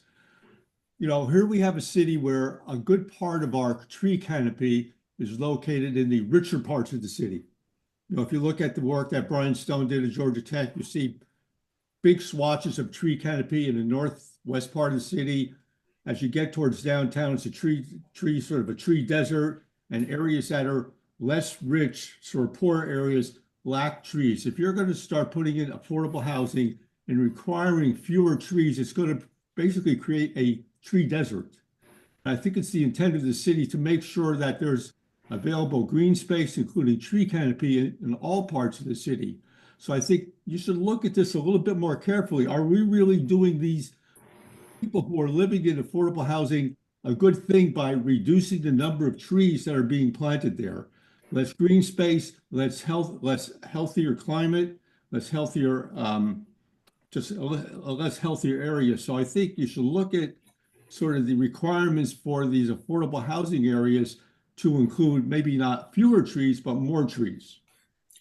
So, Mr. Sussman, thank you for bringing that up, because that's a really important point. The affordable housing developers the Housing Commission met, I guess it was last week. I was there, and the affordable housing developers were in there. And what we explained to them is that they don't have to plant fewer trees on site, but they're still planting all the trees they can fit on site to meet the requirements.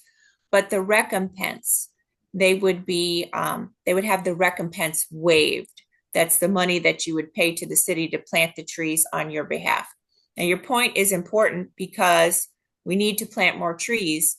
You may have heard that the Department of Parks and Recreation is initiating a reforestation master plan for the city.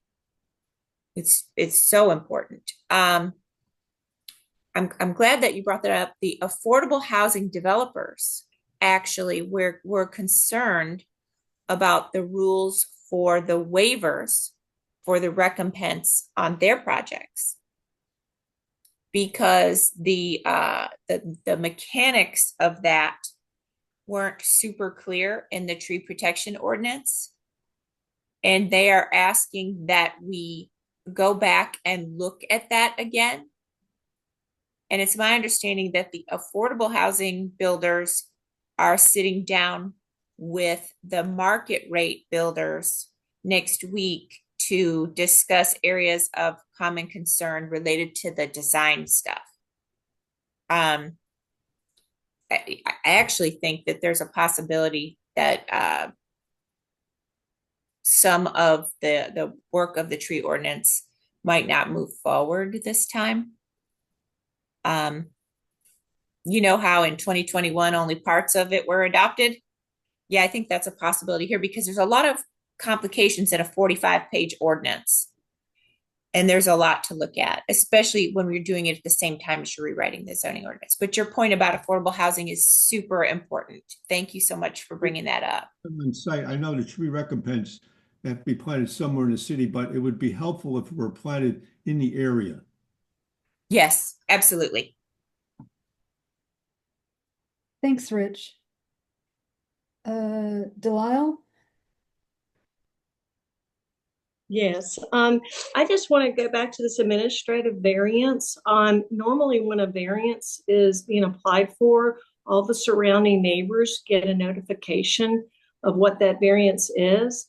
In this case, if someone were to be trying to save a tree, and I'm not even clear if that's a priority tree or just any tree. A priority tree, yes, you're right. Okay, because the current ordinance, and that's what I'm concerned about. I'm concerned we're voting on one ordinance right now, but there's another one in the works. And if we vote on, if we vote on the first one, which doesn't have priority trees, which doesn't specify setbacks, and that passes, then we can't go back and say, but that's not what we really meant. But anyhow, that also, my concern is that someone might be able to get an administrative variance of 50% into the side yard setback, and the next door neighbor would never know. And I think that I'm all about saving trees, you know that, but I also realize that that could be quite horrifying for a neighbor to suddenly see a house scooched into the setback to save what they frankly didn't feel was a valuable tree, because people have different opinions. And now there's going to be all kinds of chaos. And, how did I not know I got left out? Whereas right now, they do get to know, they do get to go to their NPU meeting and fight for whatever they feel like their rights are. The NPU may vote against them, but at least they've had a chance to have a voice. Delisle, thank you so much for bringing that up. One thing that I would encourage is when y'all make your motion on this for your recommendation, so that it is absolutely clear what you're in support of and what you're not in support of.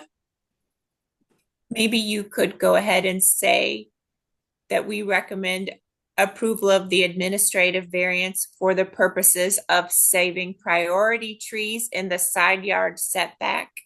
And you could also recommend, if you'd like, some sort of notice going to the neighboring property owner. I have no problem with that. I guess what I don't understand is right now the NPUs do this. They say, yes, we would like to save that priority tree. Therefore, we're going to allow you to have a certain amount of, encroachment into a setback. How does it help an NPU to give away that right to the city? That's what I'm going to say to you is if y'all aren't comfortable with it, that is okay. Just tell us. No. From the city standpoint, why is that Well, better? I mean, I don't know if it's better, but you Yeah. know, when we had, you know this, when we had the working group meeting and we had all these different points of view in one room, it was sort of like the developers were sort of saying, the builders and developers were saying, you know, we want to save the trees, but it's so hard. Oh, it's so hard. Okay, we want to say, okay, this makes it easier, guys, right? Don't give us any excuses. We're making it easier for you. Yeah. So, like I said, tell us what you want. We really, I'm here to get input from y'all and take it back to the city council so that we can get this done and save some trees.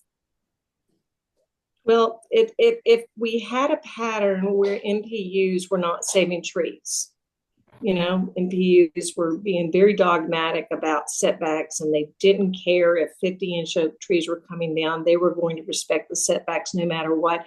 Then I can understand how this administrative variance would be good for the trees. I'm not sure I've seen that necessarily with NPUF, but I guess everyone in NPUF has their own idea about that. Well, what I'm going to say to y'all is vote your conscience. Okay. Alrighty. Any other comments? Let's just limit it to the administrative variance and then I think I need a motion. Someone like to make a motion? I would make the motion that the commissioner just told us about. Do you want me to restate it? Please. Okay. Motion to approve an administrative side yard setback for the express purpose of saving priority trees 6 inches or larger. So moved.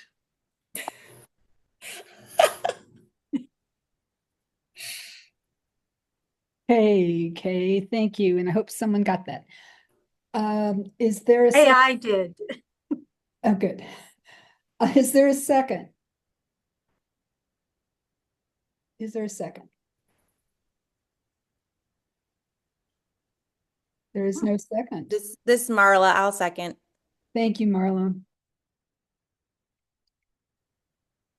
Okay, is there any discussion on the motion? Does everyone understand the motion? The motion is to be very specific about what we're approving. I heard a voice. Debbie, there were two things. Yeah, this is Wiley. Okay. There were two things that I think probably ought to be in what we're sending forward. One is there's concern about notice to the neighbors.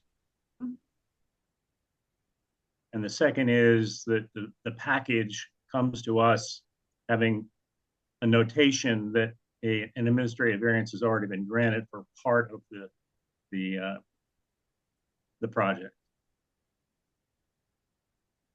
So can we just make those amendments to the motion? Yep. And Vicki Davis did have her hand up before. Vicki, did you? He just stole my thunder. Okay. Okay, great. Thank you. Thank you, Wiley. Thank you, Vicki. All right. Any other questions or comments about the motion? Alrighty, then it's time to vote. All those in favor of the motion, please raise your hand.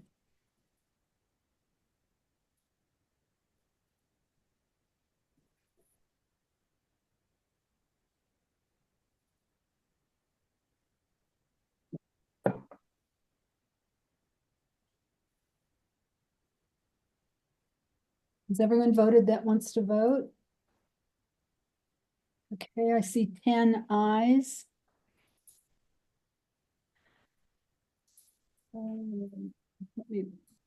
Nope, it's just gone to 11. And actually, I forgot to count.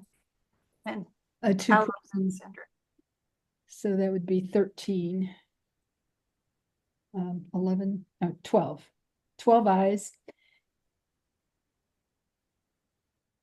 Lower your hands. All of those that are opposed to the motion, which recommends approval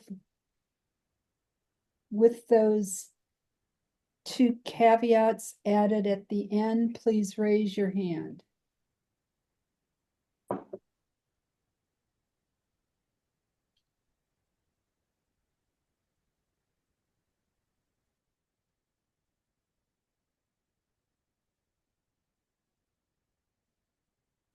Let's see, 4 hands raised. By a vote of 12 ayes to 4 nays, the motion carries. And before we leave this section of the agenda, I just want to check in to see if there are any other comments that you'd like to make regarding 24-0-1691. This is the new tree protection ordinance. Selena? Hi, yes. Could I just ask that the motion be repeated one more time, just so I have it accurately in my voting report?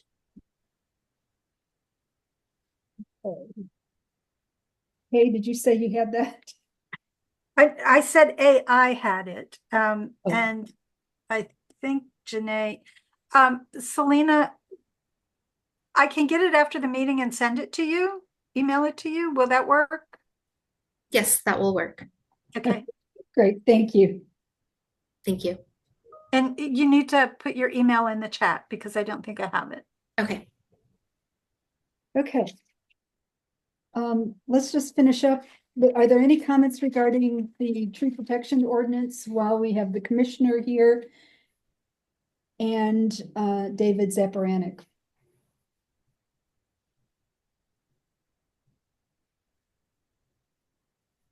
Anyone want to make any comments? Stephanie?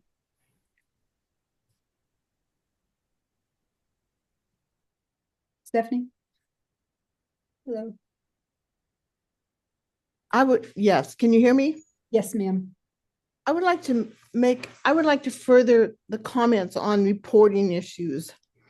We, as everybody knows, we're having these tree diseases that come now more frequently, and they hit specific trees. And I would like to encourage the arborist department to provide more details in the death of trees, because that might help us to track certain tree diseases that are now becoming more prevalent, either through fungus or insects. And so I would just like to encourage just generally for the arborist department to add on information points for the scientific purposes.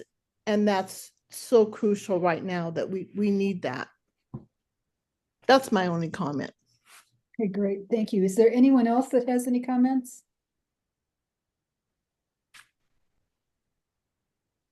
Okay, and if anyone has any additional comments and doesn't want to speak up, feel free to drop them in the chat and I'll pick them up.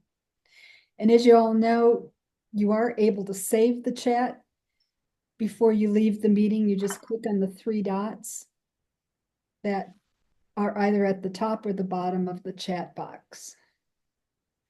Okay. Well, that takes us through the ordinances. Commissioner, thank you so much for being here. David, thank you for coming as well. There may be other staff here that I didn't quite recognize as we went through the list, but I appreciate your all being here and listening to our comments tonight. Thank you for having us and thank you for your valuable input. Thank you. Alrighty. And let's move on. The next item on the agenda is the NPU F land use policies. Let me give you a little bit background on how we got here. as you all know, one of the responsibilities of each NPU is to create and publish their land use policies in each published comprehensive development plan, which is now known as Plan A. To update our policies, we held a meeting after the last NPU meeting at the end of January that was with the Plan A team, as well as representatives from the NPU F neighborhoods and their planning zoning leads. We had a very good discussion with Nate Holtzel and with Aaron Fortner that talked about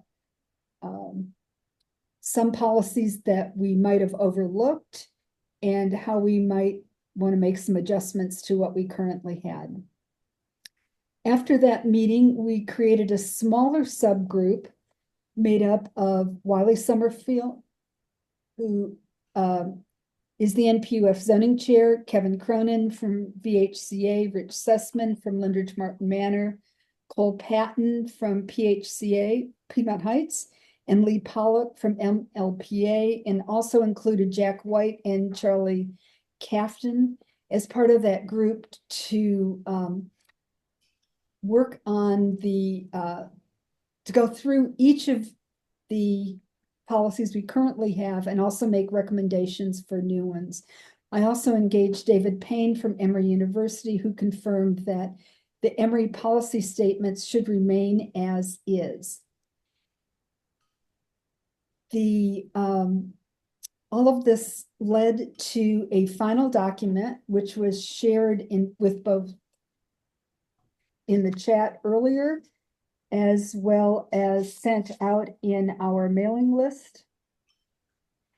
And what we need to do tonight is to review that list and approve it. The deadline for approval is at the end of February, which we're moving very close to. And we need to get that to the Plan A team for incorporation. If we miss the deadline, there's a chance that they would just reuse our 2021 plans. I'm going to try something that I have not done very well before, which is to share my screen. And let's see if this works. Oh, it did. Okay. So these are the land use policies. I'm going to go through them one by one. If you have any comments, please make them as we're going through the individual items.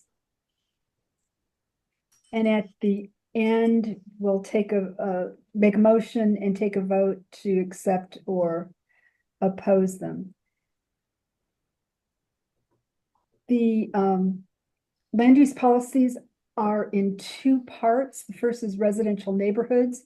NPUF's residential neighborhoods include Edmund Park, Lindridge Martin Manor, Morningside Lenox Park, Piedmont Heights, and Virginia Highland, including the entire Atkins Park Historic District, as well as specified areas of Druid Hills.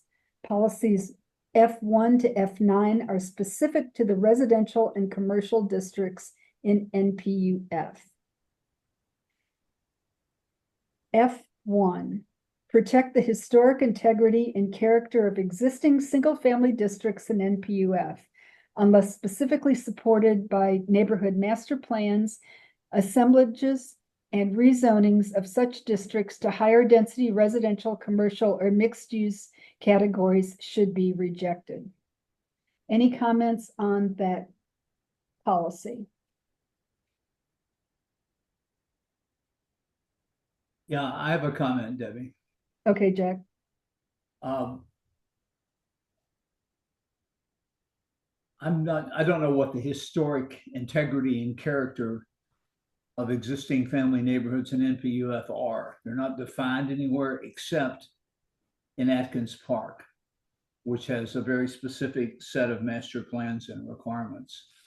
So this suggests that there is a definable historic integrity and character of the entire neighborhood, and I don't think that's true. If it is, it's not articulated anywhere except in a few pieces for for neighborhoods with master plans. So I don't think that is in any way informative or enforceable, except with regard to Atkins Park, which ironically doesn't need it since it's protected by law anyway. For the second sentence, if you want to make it more general and say assemblages and rezonings of existing districts to higher density residential and commercial should be rejected. Well, for the most part, I think there's a good agreement about not tearing down historic single-family homes, but I might note that we use that phrase in Virginia Highland a lot, our historic single-family neighborhoods, but we don't have any definition of what it is, and we barely by the skin of our teeth qualified for recertification as a historic district in the last go-round. It's almost certain not to occur in the next go-round. How historic is something when you've torn it down and replaced? It doesn't mean it's undesirable or unvaluable, but it's not very historic. So, and we don't define what it is. So I'm find this way of putting it unuseful and uninformative, unenforceable effectively. We can leave it. It didn't hurt us last time. It just doesn't have any real meaning that I don't think it informs any discussion whatsoever. Yeah, this is a policy that was also in our 2021 policy. Yeah, it was equally challenging then to apply any criteria whatsoever to it. Mm-hmm. And so I don't think it does much. I don't think it informs any developer, any homeowner, anybody trying to do anything anywhere, except as noted in Atkins Park. Yeah. Anyone else have any comments? Rich? Yes. Jack, are you talking about the city's designation of a historic district or having the district listed on the National Register of Historic Places where that historic designation is specifically defined? Well, I'm not talking about either one. I'm talking about what this says, not about what I'm talking about. My point is that the Atkins Park for parts of Goodrich Martin Manor, we do have a National Register Historic District which specifically says what is historic. Well, that's handy. So maybe we could write it that way. Protect the historic integrity of those areas defined according to a national standard or something of that ilk. That would be more useful. That would tell us that, for example, it has some application in Martin Manor, Lindridge, and it may have some application in Virginia Highland. But let's note that, and this is much more true of Virginia Highland, which happens to have slightly bigger lots or whatever accident of development history came to play here. Y'all may make it, although who knows, and by the time you need recertification. But I mean, I know I watched the report come out, and boy, it was a close call. We just did qualify. And so, yeah, let's put it that way. Let's write it then, and write it in a way that says, as measured by some articulable national standard.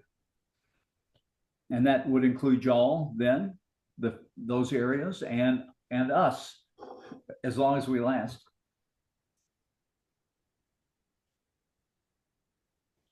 Okay. Any other comments?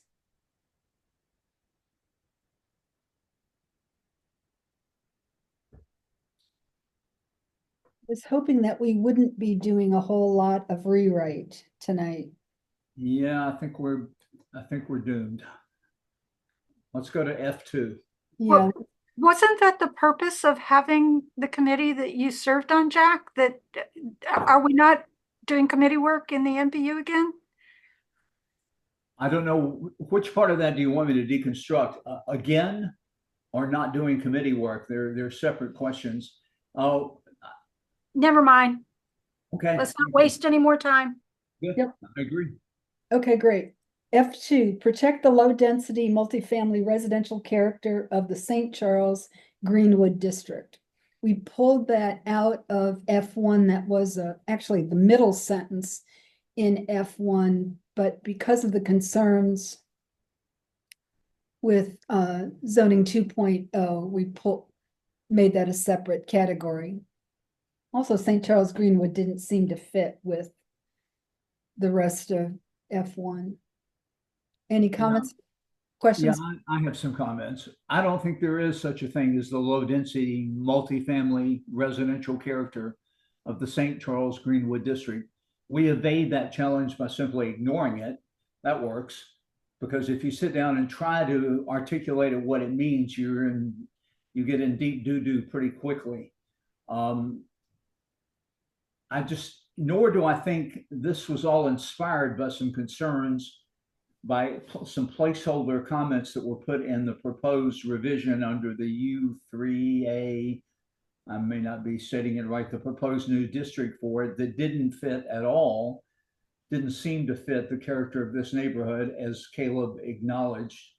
But it doesn't satisfy their concerns. I've run this by a few people and they said that I have no idea what that means. And we don't know what it means.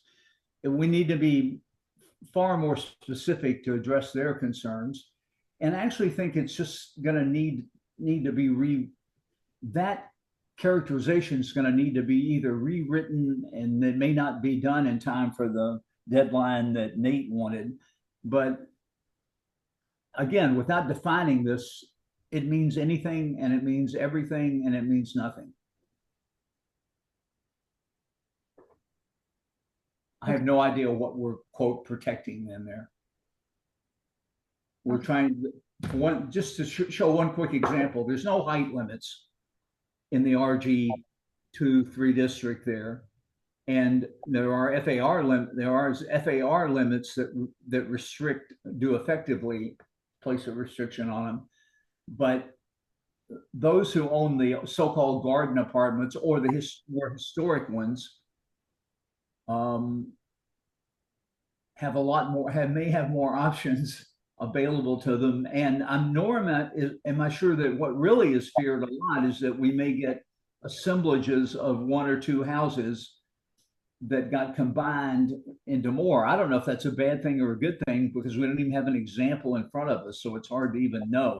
Generally, it makes those of us who love the historic buildings wince, but may not make us wince if you look at the 60s era's so-called Buford Highway style garden apartments that we have a chunk of in here.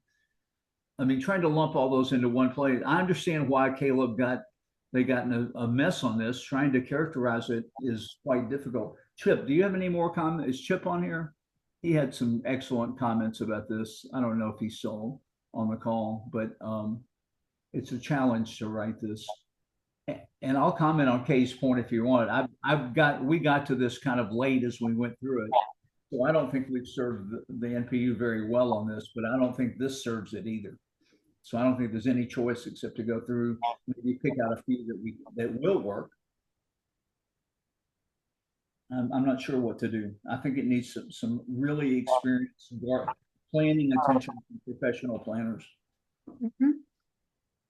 Are there any other comments regarding F2? Okay, I'm going to move to F3.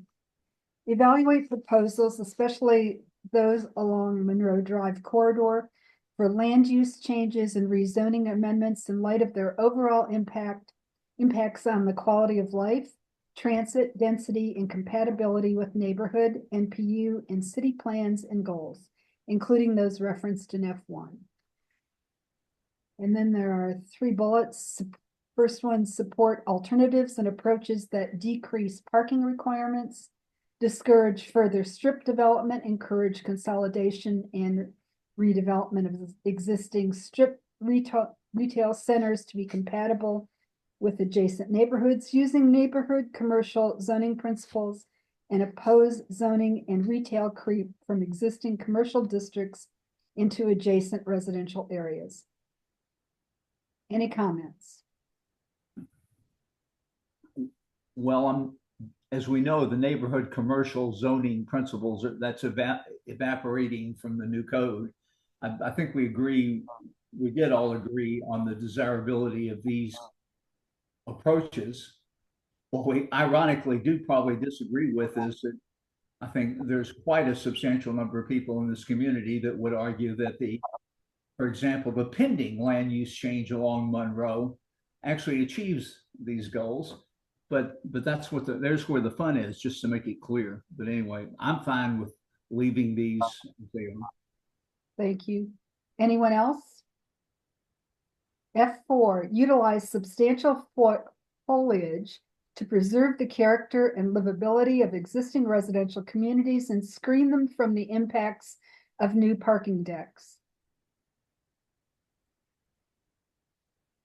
Comments? F5, promote individual mobility and provide improved and safer conditions and facilities for pedestrians and cyclists.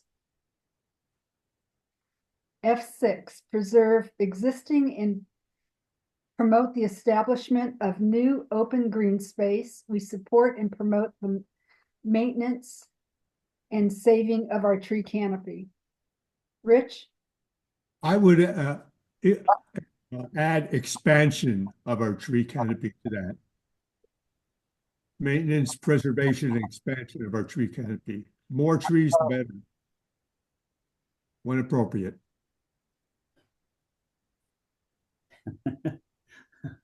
Okay. I like the last phrase, Rich. That's a coverall. By the way, note, I mean, if you want to note some irony in our earlier discussion that we didn't bring up then to preserve sanity, we're going to get, we wanted lower development, and since once the Beltline went along with it in the new Sub-Area 6 plan, originally scheduled to be done in 2014, we got it. We've got it. Of course, it's going to come at the cost of some open green space. What a surprise. That's always the trade-off.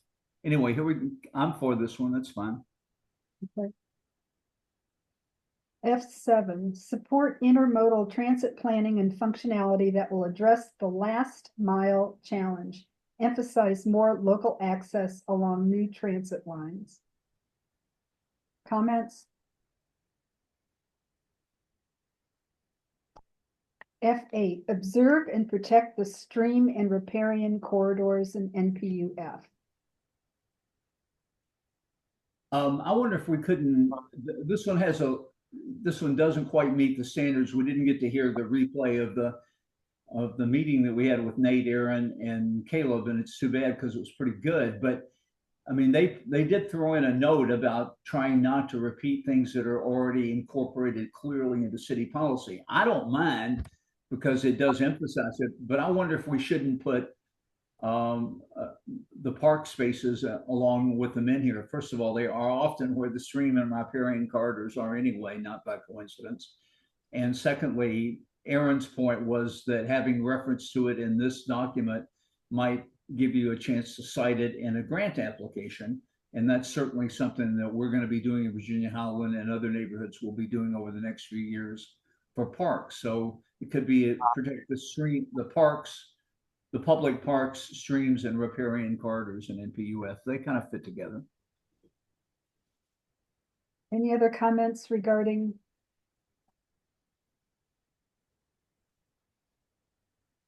that?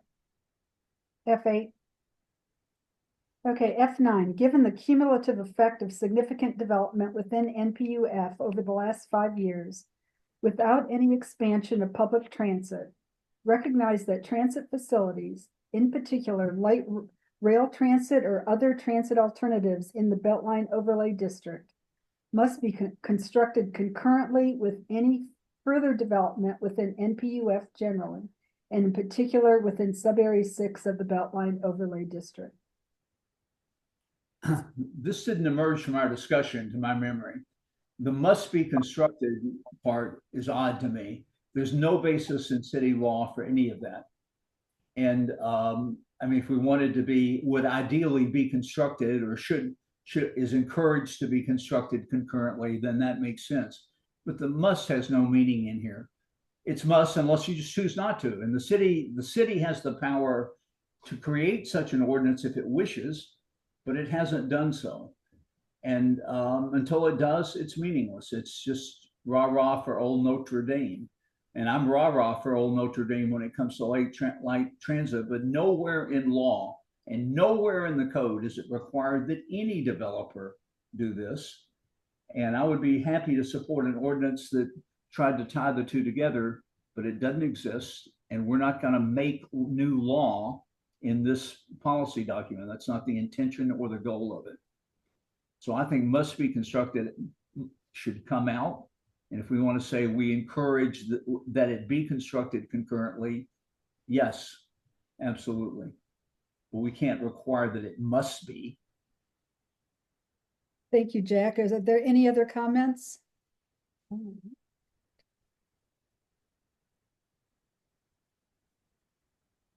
Okay. And then we have 5 additional. This is the second part of the document, and it deals with the office institutional area, including Emory University, the CDC, Villa International, the Synod of the South Atlantic of the Presbyterian Church, including the property in the city of Atlanta, north of North Decatur. F10, minimize impact of facilities and expansion in surrounding neighborhoods. F11, the highest density should be at the center or along major roads and highways, and transition to lower densities at the edges to protect and buffer surrounding neighborhoods. Surrounding neighborhoods should be buffered from noise and lights. F12, minimize the use of adjacent neighborhood streets for parking by establishing adequate parking requirements and encourage shared parking arrangements. Encourage well-designed public parking. F3, encourage integrated modes of transportation, including pedestrian, bicycle, auto, private shuttles, and the use of public transportation. F14, encourage Emory's development of the Haygood Drive, Ridgewood Drive corridor, and the Gatewood Road, Lucky Lane corridor on its campus, consistent with policies F10 through F14. These, as I mentioned earlier, are the same policies that were in the 2021 policies for NPU F.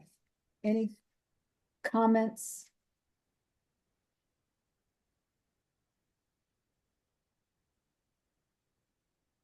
Okay. I heard some specific edits for general comments and specific edits. The 2 that I picked up was an F6, which would be to change the statement to preserve existing and promote the establishment of new open green space. We support and promote the maintenance and expansion of our tree canopy. And an F8 to add the word parks, observe and protect the park, stream, and riparian corridors in NPU F.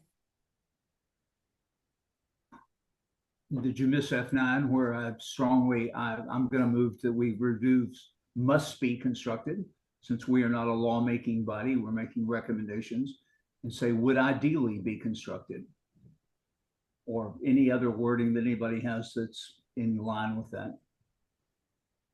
Okay, Jack, that was your motion. Yes, ma'am. Okay, is there a second to that motion? Second it. Then Stephanie, that was your. Yeah, that's Okay. me. I can't see the faces with the put on the screenshot, so. Okay, Jack. Okay, any discussion on the motion to change the language from must be constructed to would ideally be constructed? Okay, see. Madam, I had changes. I'll recommend a change. We can do them one by one if you like. Why don't we do that? It's cleaner. Because I want to make some suggestions about 1 and 2 as well. They really have no meaning. Okay. The motion is to make the change in F9 All those in favor, please raise your hand.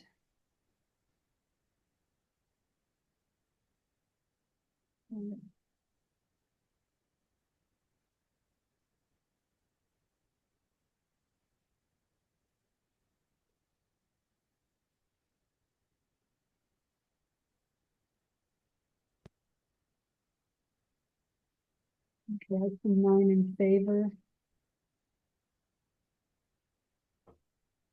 Keep this new.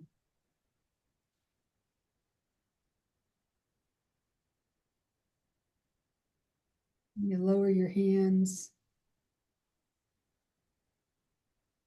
Okay, if you're opposed to the motion, please raise your hand.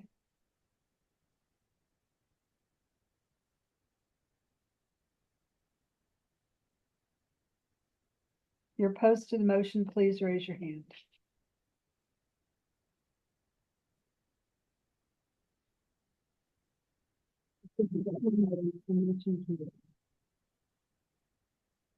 That change will be made. Okay, are there any objections to making the changes to F6 and F8? It's just the swap of a word in F6 from saving to expansion, and in F8 to include parks as part of that policy statement. Okay, seeing none, I will make those changes. Madam Chair, Yes, Jack. I'd like to move that we drop number 1 and F1 and F2. Since we don't have at this point, you can certainly ask the committee to revise them and take them back to the executive committee if you like. No, Jack, we don't have time. We do not have time. Okay, then I move that we drop F1 and F2.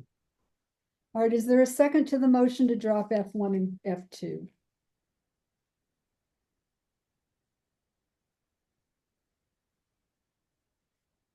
Okay, I don't hear a second. The motion dies for lack of a second. Are there any other proposed changes?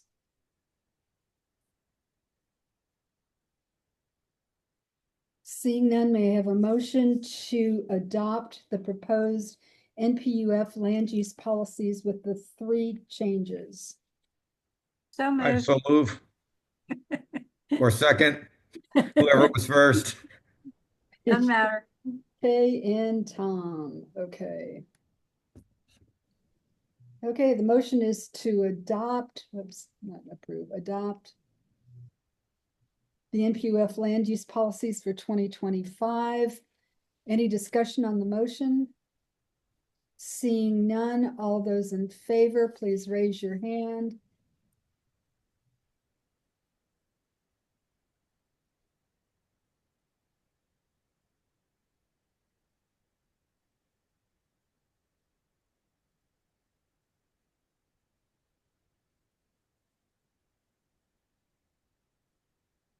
Okay, I count 17. Jersey, you're gonna have to move because I can't see. Okay.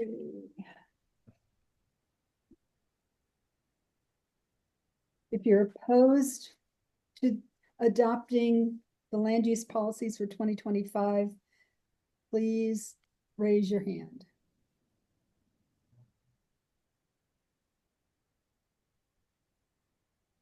If you're opposed, please raise your hand.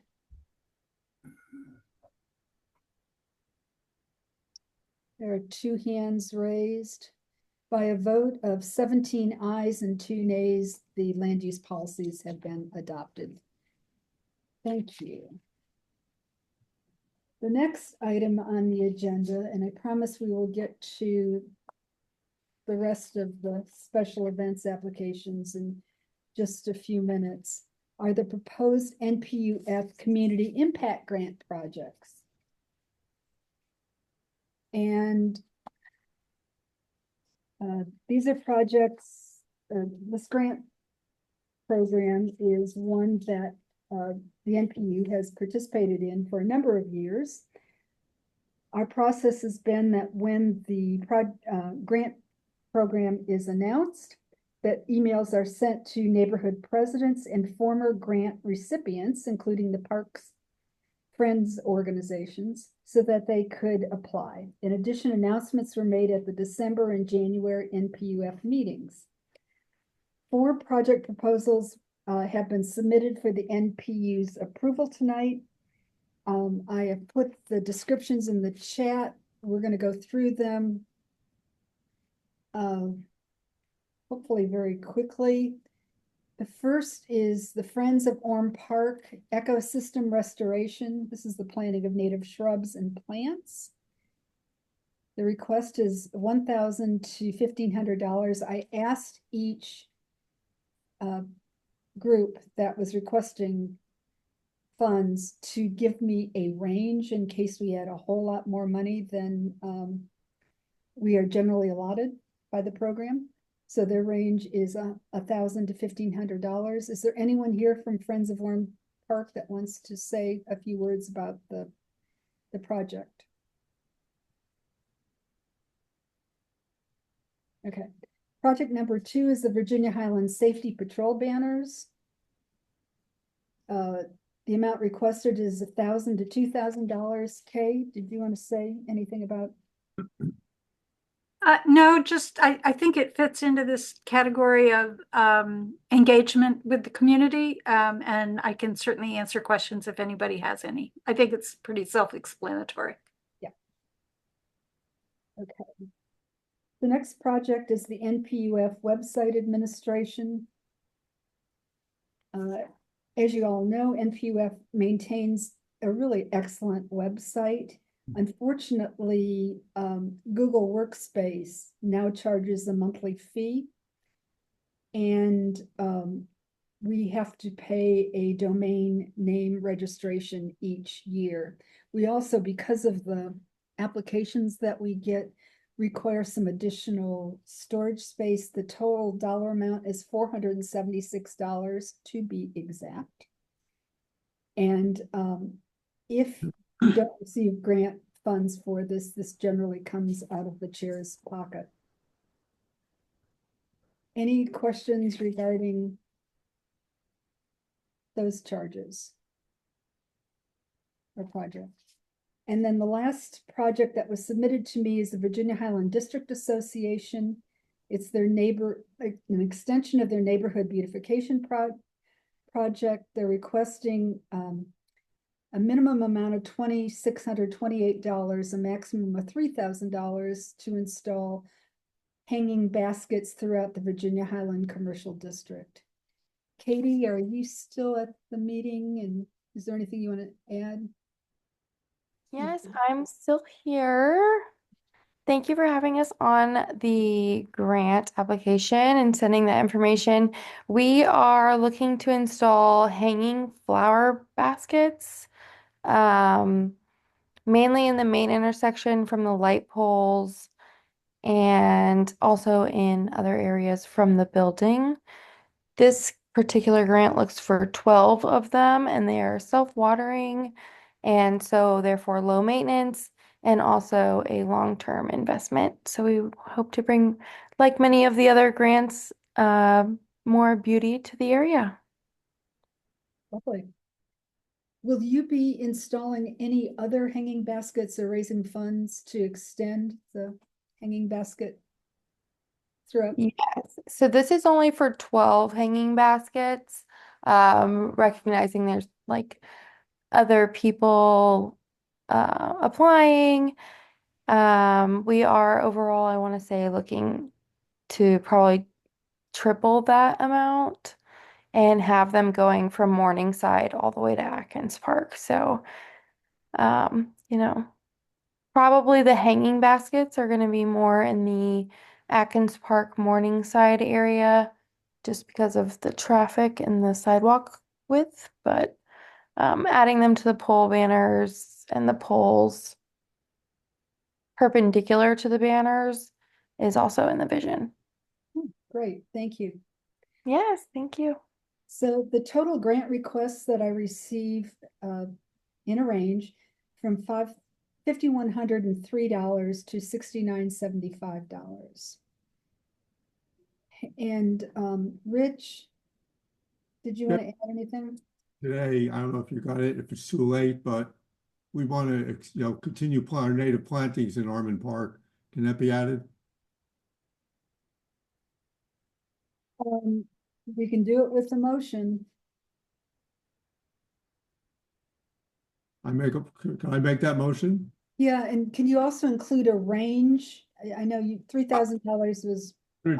So in the past, we've spent anywhere from about 1,400 to 2,000. So let's do 1,500 to 2,000. Okay. And it's native grasses and native plants, native shrubs. So it'll pretty well complete around the perimeter of the park. It's doing really well. Okay, so we will need a motion to add this project to the list. Is that your motion? Yes. Is there a second? I'll second. I was going to say, despite your failure to do your homework, Rich, we will second your motion. Let's make it beautiful. Thank you. Hang on. Okay, so a motion has been made to add a Lindridge Martin Manor project at Armand Park to install plants and grasses. And I will get more details from you after this meeting. All right, so our total grant requests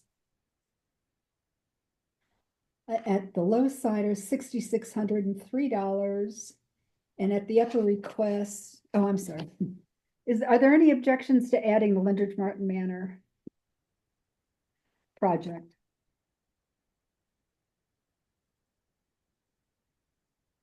Alrighty.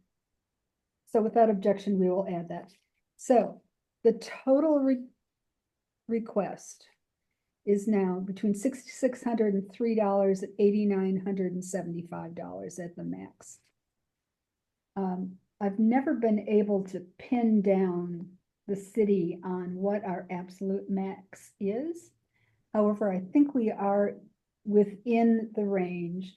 And in addition, y'all have been great by participating in the training programs that are required in order to be eligible for an additional $1,500 training bonus. So I think we'll qualify for that.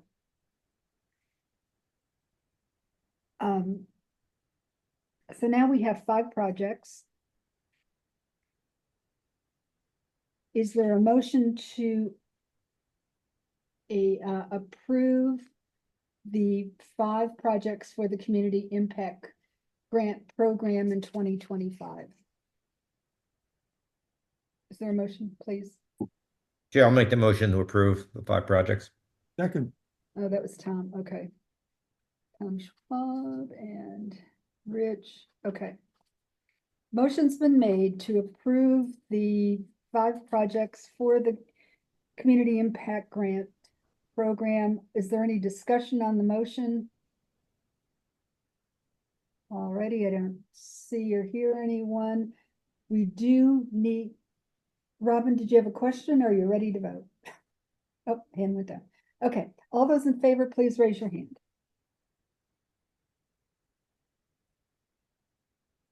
And this vote is required because I have to report it on the grant application.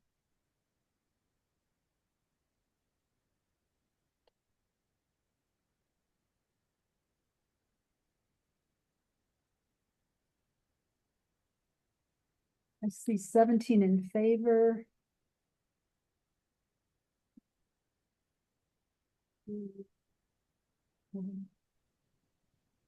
Scholar. I can't do both at the same time, okay? All right, all those opposed, please raise your hand.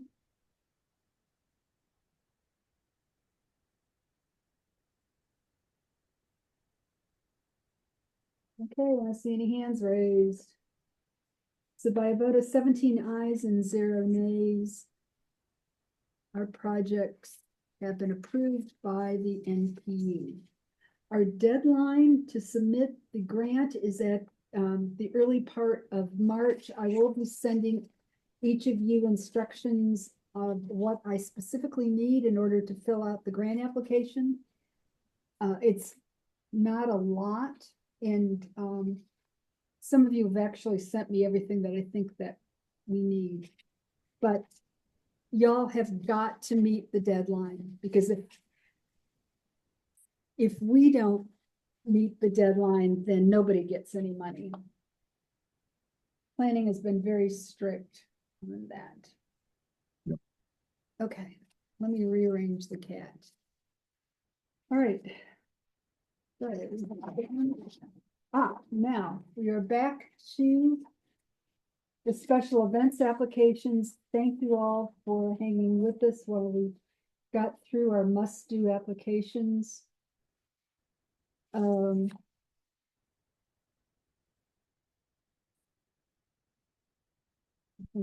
I'm taking off the right one. Okay. First special event application is the Indigenous House, which was on the consent agenda. They were not present. Are there any objections to deferring this application?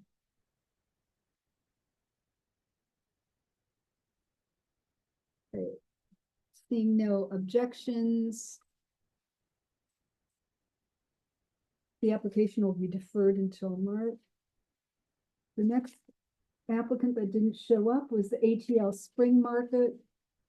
This was also on the consent agenda. The applicant was not present. Are there any objections to deferring this application?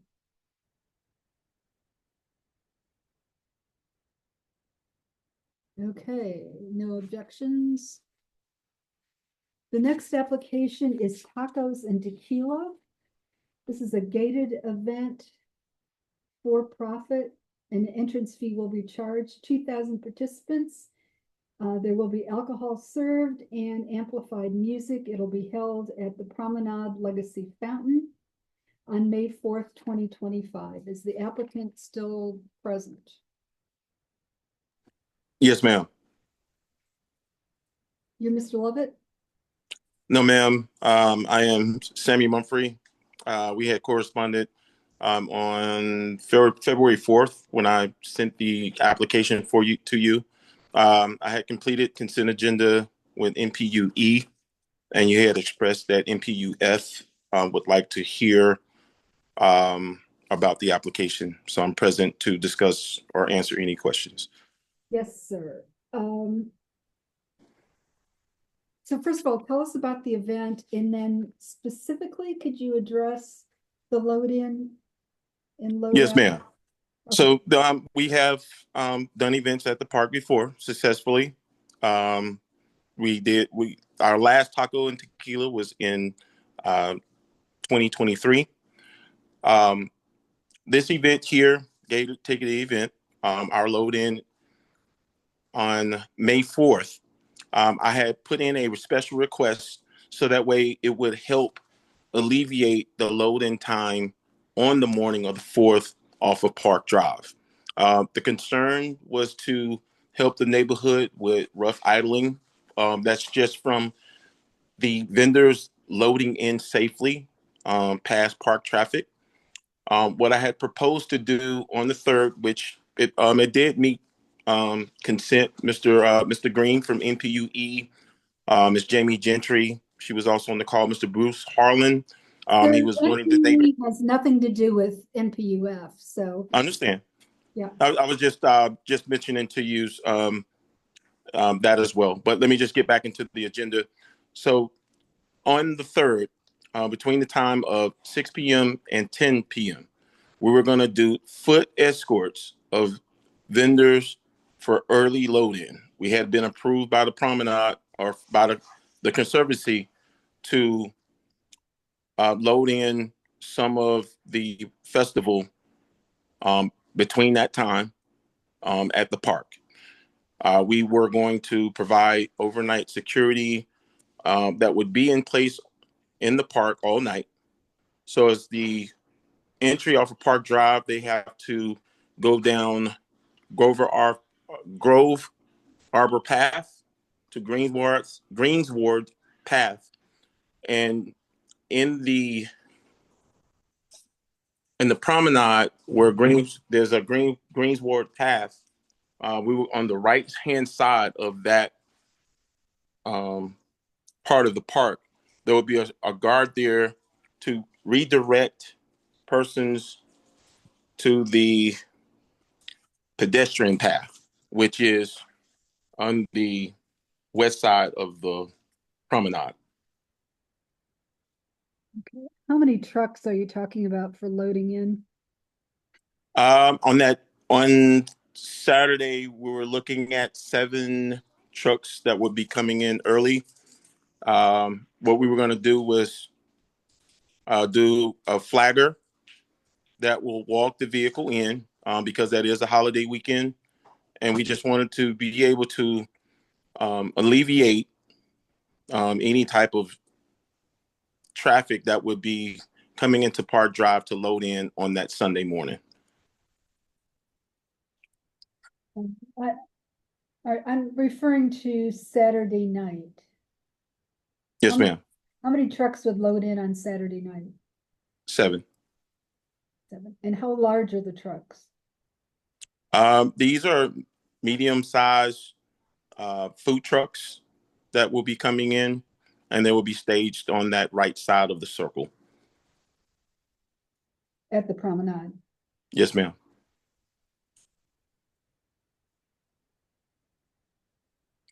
Have you given any thought to staging the trucks before they actually enter Park Drive? Can you explain? You mean staging the trucks on Park Drive at a particular time? What I'm trying to avoid is having 7 trucks end to end on Park Drive so nobody can go anywhere. Totally understand that. I can provide them with a consent from the community. I can stage it 6, 6:15, 6:30, 6:45, 7 o'clock.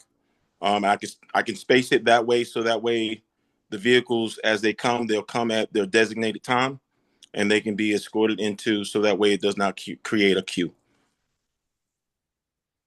Okay. Alrighty. And how long do you expect the load in to take? Do you really think it's going to take 4 hours? The first thing that we have to take into account is just the safety of people walking in the park, whether they're walking their dogs, their animals, whether they have their children with them, if there's any joggers, bike riders. So sometimes the vehicles do have to move at a very slow, modest pace to get inside. We don't want to have a full line of vehicles trying to get in there. There are some larger equipment that's going in on that Sunday morning, like staging and sound. Some rollaways are going to come in. We do have some bike rack that will be coming in as well. So I just wanted to make sure for the setup team that they set up around the vendors, so that way we don't have to worry about the vendors trying to get in the park at the same time as setup, because we only have a window between 7 a.m. and noon to actually complete the load in. Where are the setup trucks? Where are they coming into the park? They're going to be coming in the same way off of Park Drive. Oh, wow.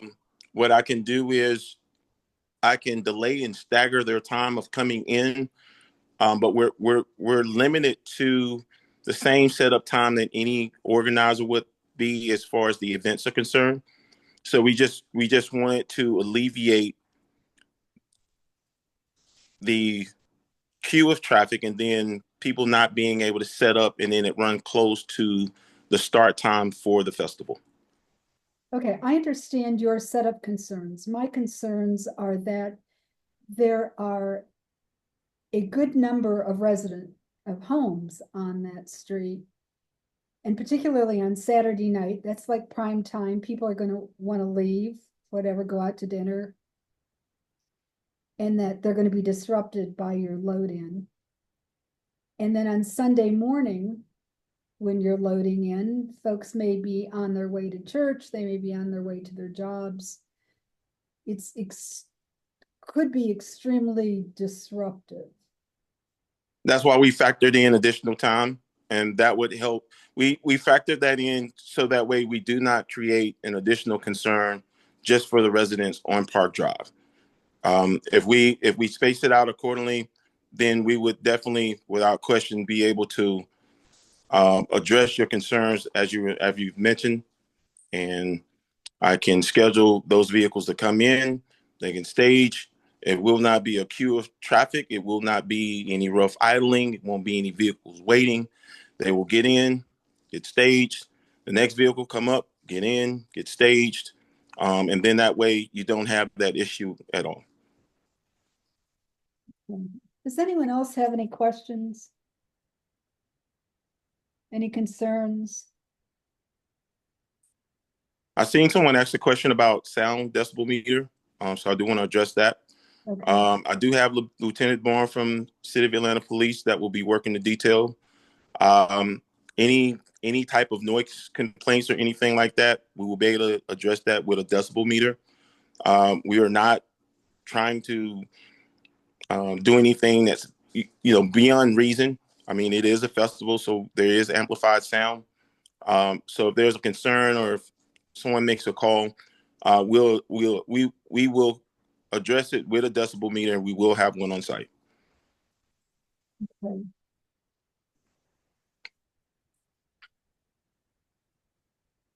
Tom? I just see on page 5, you left blank. How many years have you been doing this event? Tacos and Tequila, we've done it the last 4. We've done 2 years ago. We also did an R&B seafood festival last year in Piedmont Park as well. So we're definitely not new to the Promenade and Legacy Fountain. We've done the last 3. This will be the 4th year, sir. Okay, thank you. Yeah, thanks, Tom. Any other questions? If not, is there a motion?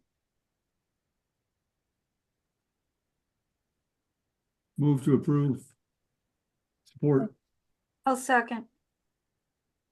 Okay, Rich Sussman and Kay to approve. Okay. All those in favor of recommending approval of Tacos and Tequila, please raise your hand.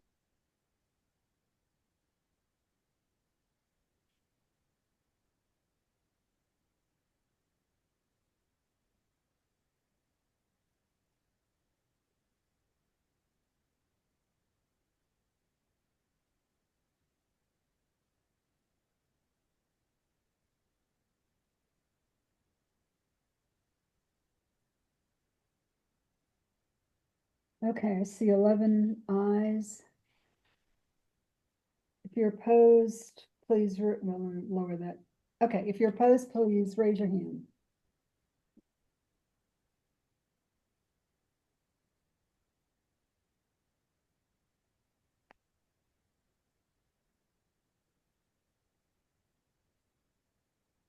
Margie, I just want to make sure that are you opposed to the application?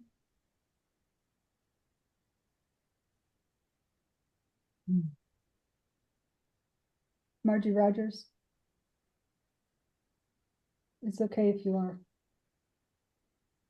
Okay. I see 2 nays. By a vote of 11 ayes and 2 nays, the motion has been carried. Mr. Mumphrey, I am going to express my concern about the load-in. Your application was, this is going through The Conservancy? Through the Conservancy, okay. Okay, I'm going to check with them on their protocol. Already great, thank you. Your motion, your application's been approved. Thank you, ma'am. Y'all have a good evening. Thank you. Thank you.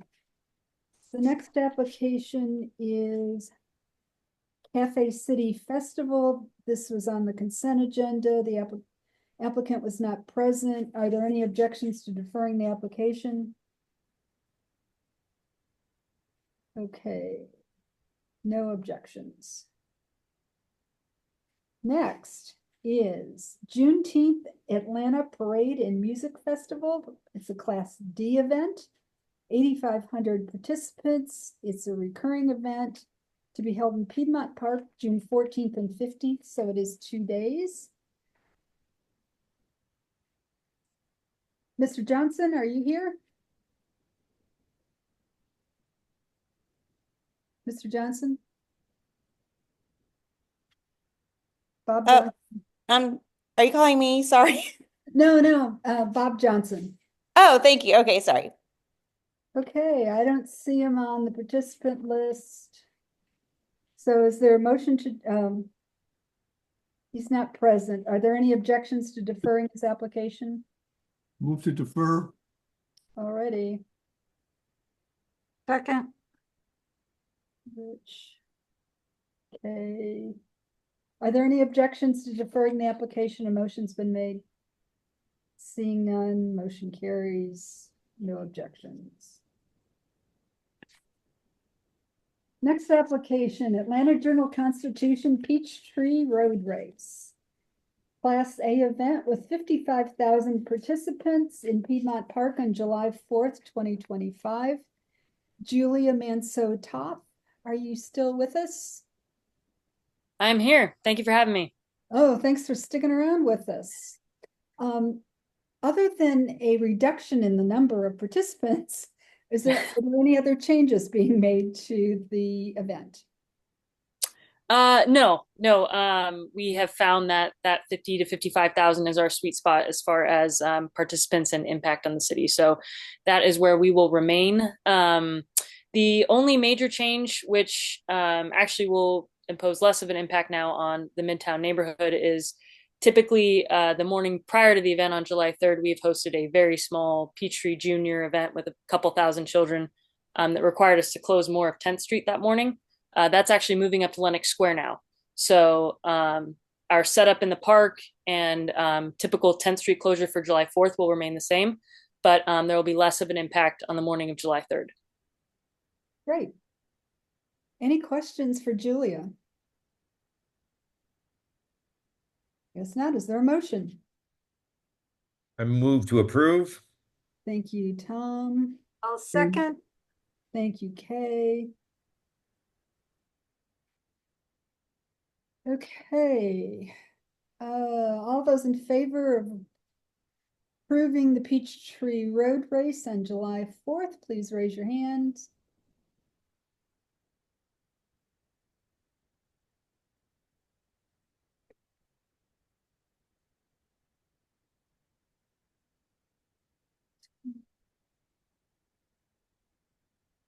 Okay. 2 ayes. I'm sorry, 13 ayes, or actually 14 ayes. Count 2 people. I'm going to lower your hands.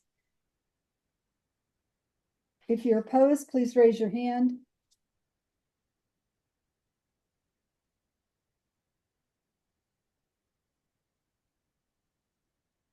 Okie dokie, 0 nays. By a vote of 14 ayes and 0 nays, the motion carries. Next application is the Atlanta Ice Cream Festival. Kevin James, are you still with us?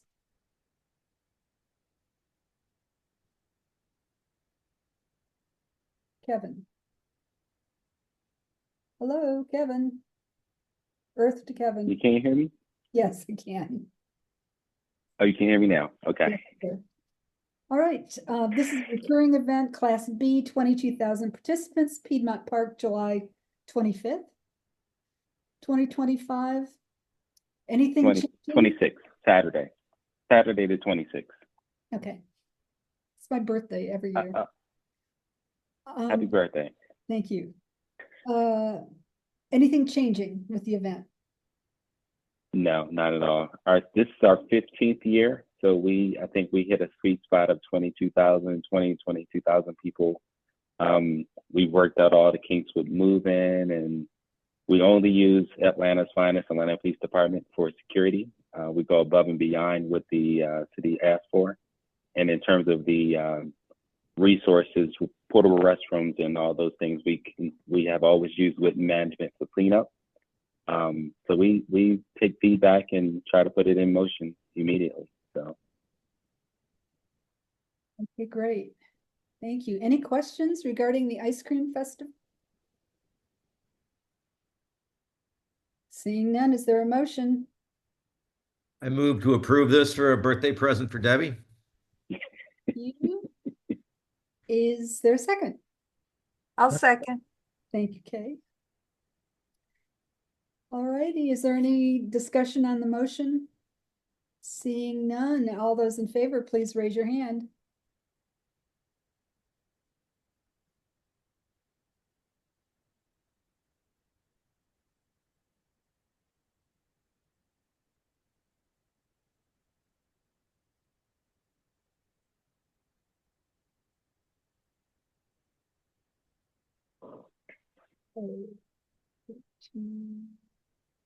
See 14 ayes. Next, if you're opposed, please raise your hand. All right, 0 nays by a vote of 14 ayes and 0 nays. The motion carries. Thanks, Kevin, for sticking with us. Absolutely. Thank you, everyone, for your support once again. Have a good night. Thank you.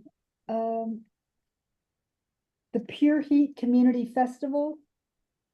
Is Melissa Scott here or someone representing Pure Heat? Apparently not present. Is there a motion to defer? So moved. Defer. Second. Okay, motion made by Rich, seconded by Tom. Are there any objections to deferring this application to next month? Seeing none. We'll defer this to next month. The Atlanta Pride Festival is next on the agenda. Glenn Paul Freeman is the event organizer. It's a Class A event. 305 1,000 participants. It's a recurring event in Piedmont Park, October 11 and 12 of this year. And thank you, Debbie. Also, just so you know, Chris McCain, our executive director, is also on camera, who can share some information. But I just want just to tell you, thank you again. This is our 56th year, and I certainly presented over many years to NPU F and been involved quite a while. But just if we have just a minute, just to say it is October the 11th to the 12th, and I'll leave it to Chris just to get if there, unless you wanted to ask if there's any major updates. We want to answer any questions that you may have. Thank you. And I have your fact sheet that was sent. I haven't put it in the chat. I will. Would you like us to send another one or anything? We're happy to do that. You can drop it in the chat. That would be really great. I can do that, White. And that way, if Chris wants to give any updates, and I will do that right away. Okay, great. Thank you. Sure. Well, oh, sorry, Debbie. Go ahead, Chris. Hi, I'm Chris McCain. I'm Executive Director of Atlanta Pride. This is my third festival that I've been a part of. I joined the organization in May of 2023. I just want to note that we're also joined tonight by Atlanta Pride's board chair, Brian DeCero, who's been on the board of the organization now, I think, in his 4th year of service. And just the major headline for Atlanta Pride this year is there's no major changes, no changes really to any of our vendors or any aspects of the layout of the Atlanta Pride Festival. We have found that our layout, our relationships with our key festival vendors, including Witten Waste Management, Premier Events, Pit Stop, all work very well. And last year we had a very smooth and successful festival. We are looking to replicate and build on that again this year. So I welcome any questions you have and appreciate your support over the years. And I did put in the chat, and hopefully everyone can access it, is our NPU fact sheet. And we appreciate also the great suggestions that were from last year that were all implemented. Great, thank you. Does anyone have any questions regarding the Atlanta Pride Festival? This is one of the largest festivals in the park. During one of the busiest festival months in the park as well. Okay, is there a motion? I move to approve. I'll second. Okay. Any discussion on the motion? If you're in favor, please raise your hand. Bill had his hand up. Was that a question? Yeah, Bill, is that a question or is that a vote? That was a vote. Thank you.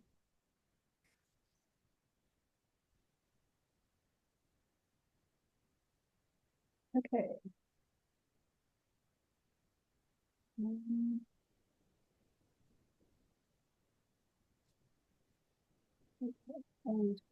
13 ayes. I'm going to lower your. If you're opposed to the Atlanta Pride Festival, please raise your hand.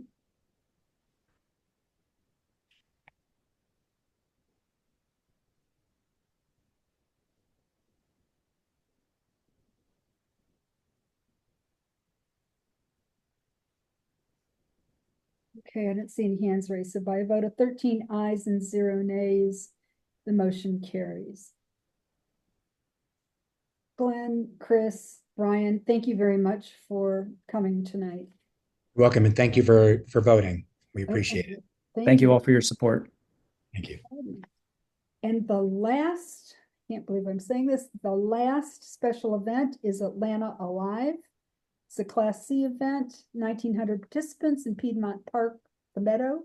November 14 through 16 is Mr. Turnbull present. Joseph Turnbull. I don't see him. Okay. Is there a motion Move to defer. That was Tom. Is there a second? Second. Is that Kay? Yes. Okay, okay. You sound a little bit like He's wearing down, I think. I am. I know. I know. Caffeine isn't working. I'm moving as fast as I can to avoid the witching hour. This isn't caffeine. Good for you. And you're not sharing? Virtually. Did you bring enough for everybody?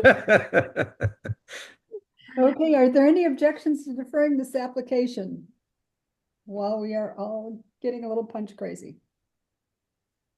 No objections. Motion carries. All right, that is the end of our voting. Matters for voting. Selena, do you have a planner's report? I do have one.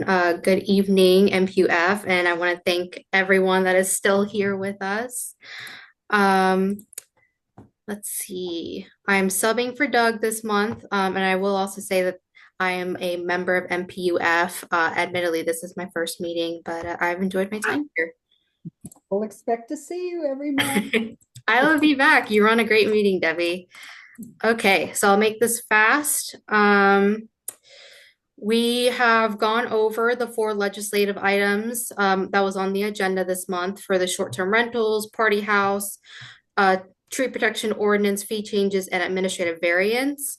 There were some information sessions. If you want to view these just to get some more information, I'll post recordings in the chat. We are concluding public meetings in February for Plan A. The Plan A team will be presenting at your NPU in March, April, or May. I'm not sure if someone's here tonight, but they will be recapping the planning process and what's new in the plan. Public review and comment on the draft CDP plan is extended till March 10th. And again, I'll put all the links to this to the information in the chat.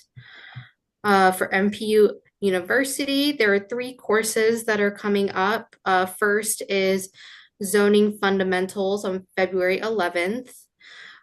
On February 26th is the Legacy of Civic Engagement in the History of NPUs.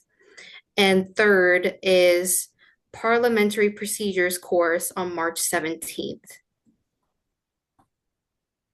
On Tuesday, February 25th, the Atlanta City Studio Book Club will meet to discuss the book How Infrastructure Works by Deb Shantra. Feel free to join us and explore our utility systems, how they work, who they work for, how much they cost to run, and just how much we count on them. And last, you guys have already discussed this. This is on the 2025 Community Impact Grant Program. For those of you who don't know, this is funded by the Department of City Planning, and the eligible NPUs are encouraged to apply by March 7th. And that is it for my announcements. I will post links to everything I've announced in the chat. Okay, great. Thank you. Thank you. Thanks for having me. Sure. Any questions for Selena? All right, I don't see any. All right, let's take a quick walk around the neighborhood for any committee reports. Lindridge Martin Manor. We will have our board meeting on the February 26th, led by Tucker Thames, our new president. We had a wonderful Valentine's Day get together down in Armand Park, and we will be rebuilding our community garden this Sunday. It was flooded out during the hurricane. Oh, horrible. Okay, thank you. Piedmont Heights. Hey, Debbie, how are you tonight? Good. How are you doing? Our next board meeting will be on March the 4th via video call if anybody would like to join. Information on our website. We're also working to plan a community cleanup convent on March the 15th, which will be along the Beltline as well as Montgomery Ferry and Monroe Drive within our neighborhood. We're coordinating this with Ainsley Mall / Seelig Enterprises, as well as the Beltline, as well as Heritage Preparatory School. So those are quick announcements. Great, thank you. Thanks. Morningside Lenox Park. We just shared our event lineup for 2025. It's in our newsletter and it'll be on our website, and it's also on our social media. So we're excited for another year of fun activities. Excellent. Virginia Highland.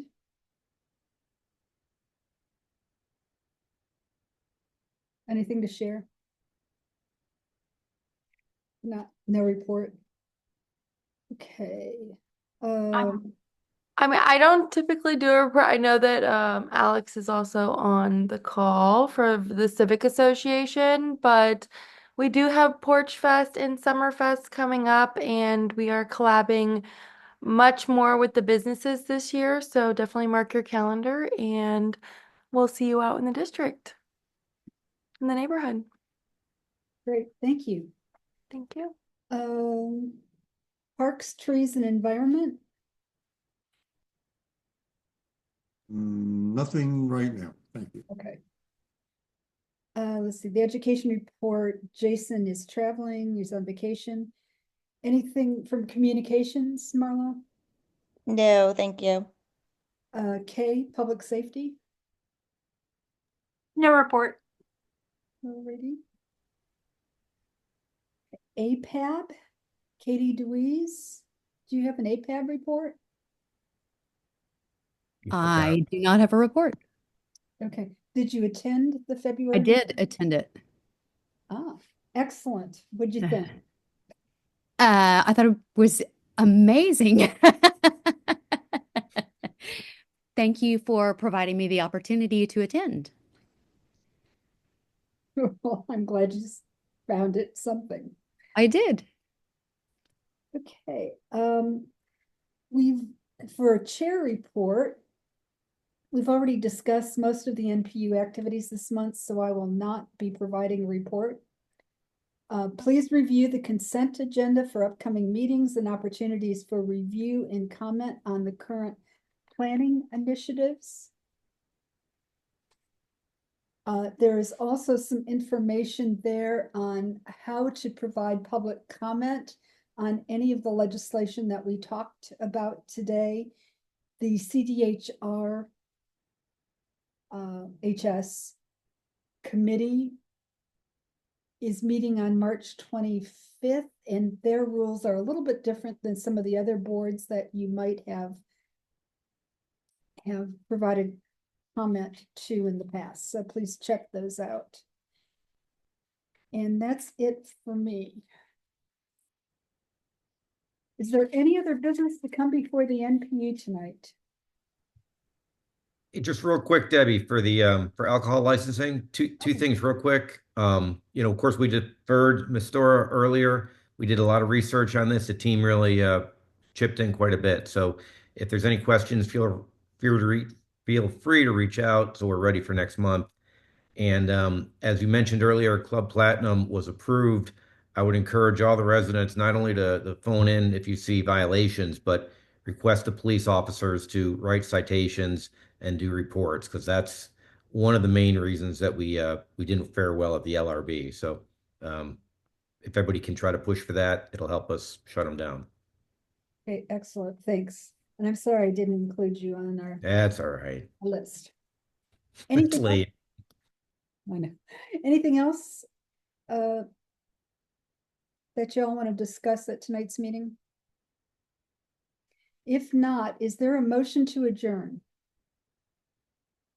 Yes, let's Go go. move. Second. Okay, Rich and Tom. Thank you, Deb. It's 10:17. The meeting is adjourned. Thank you all for hanging with us tonight. Thank you, Debbie. Thank you, Debbie. Good night, everybody. Good night, everyone. Good night. Good night. Thanks, Debbie. Good night. Thank you. Good Thank you, night. Debbie. Enjoyed. You made it with 43 All minutes of to the notes spare. work, so Didn't even hit the witching hour. I was all ready for 11.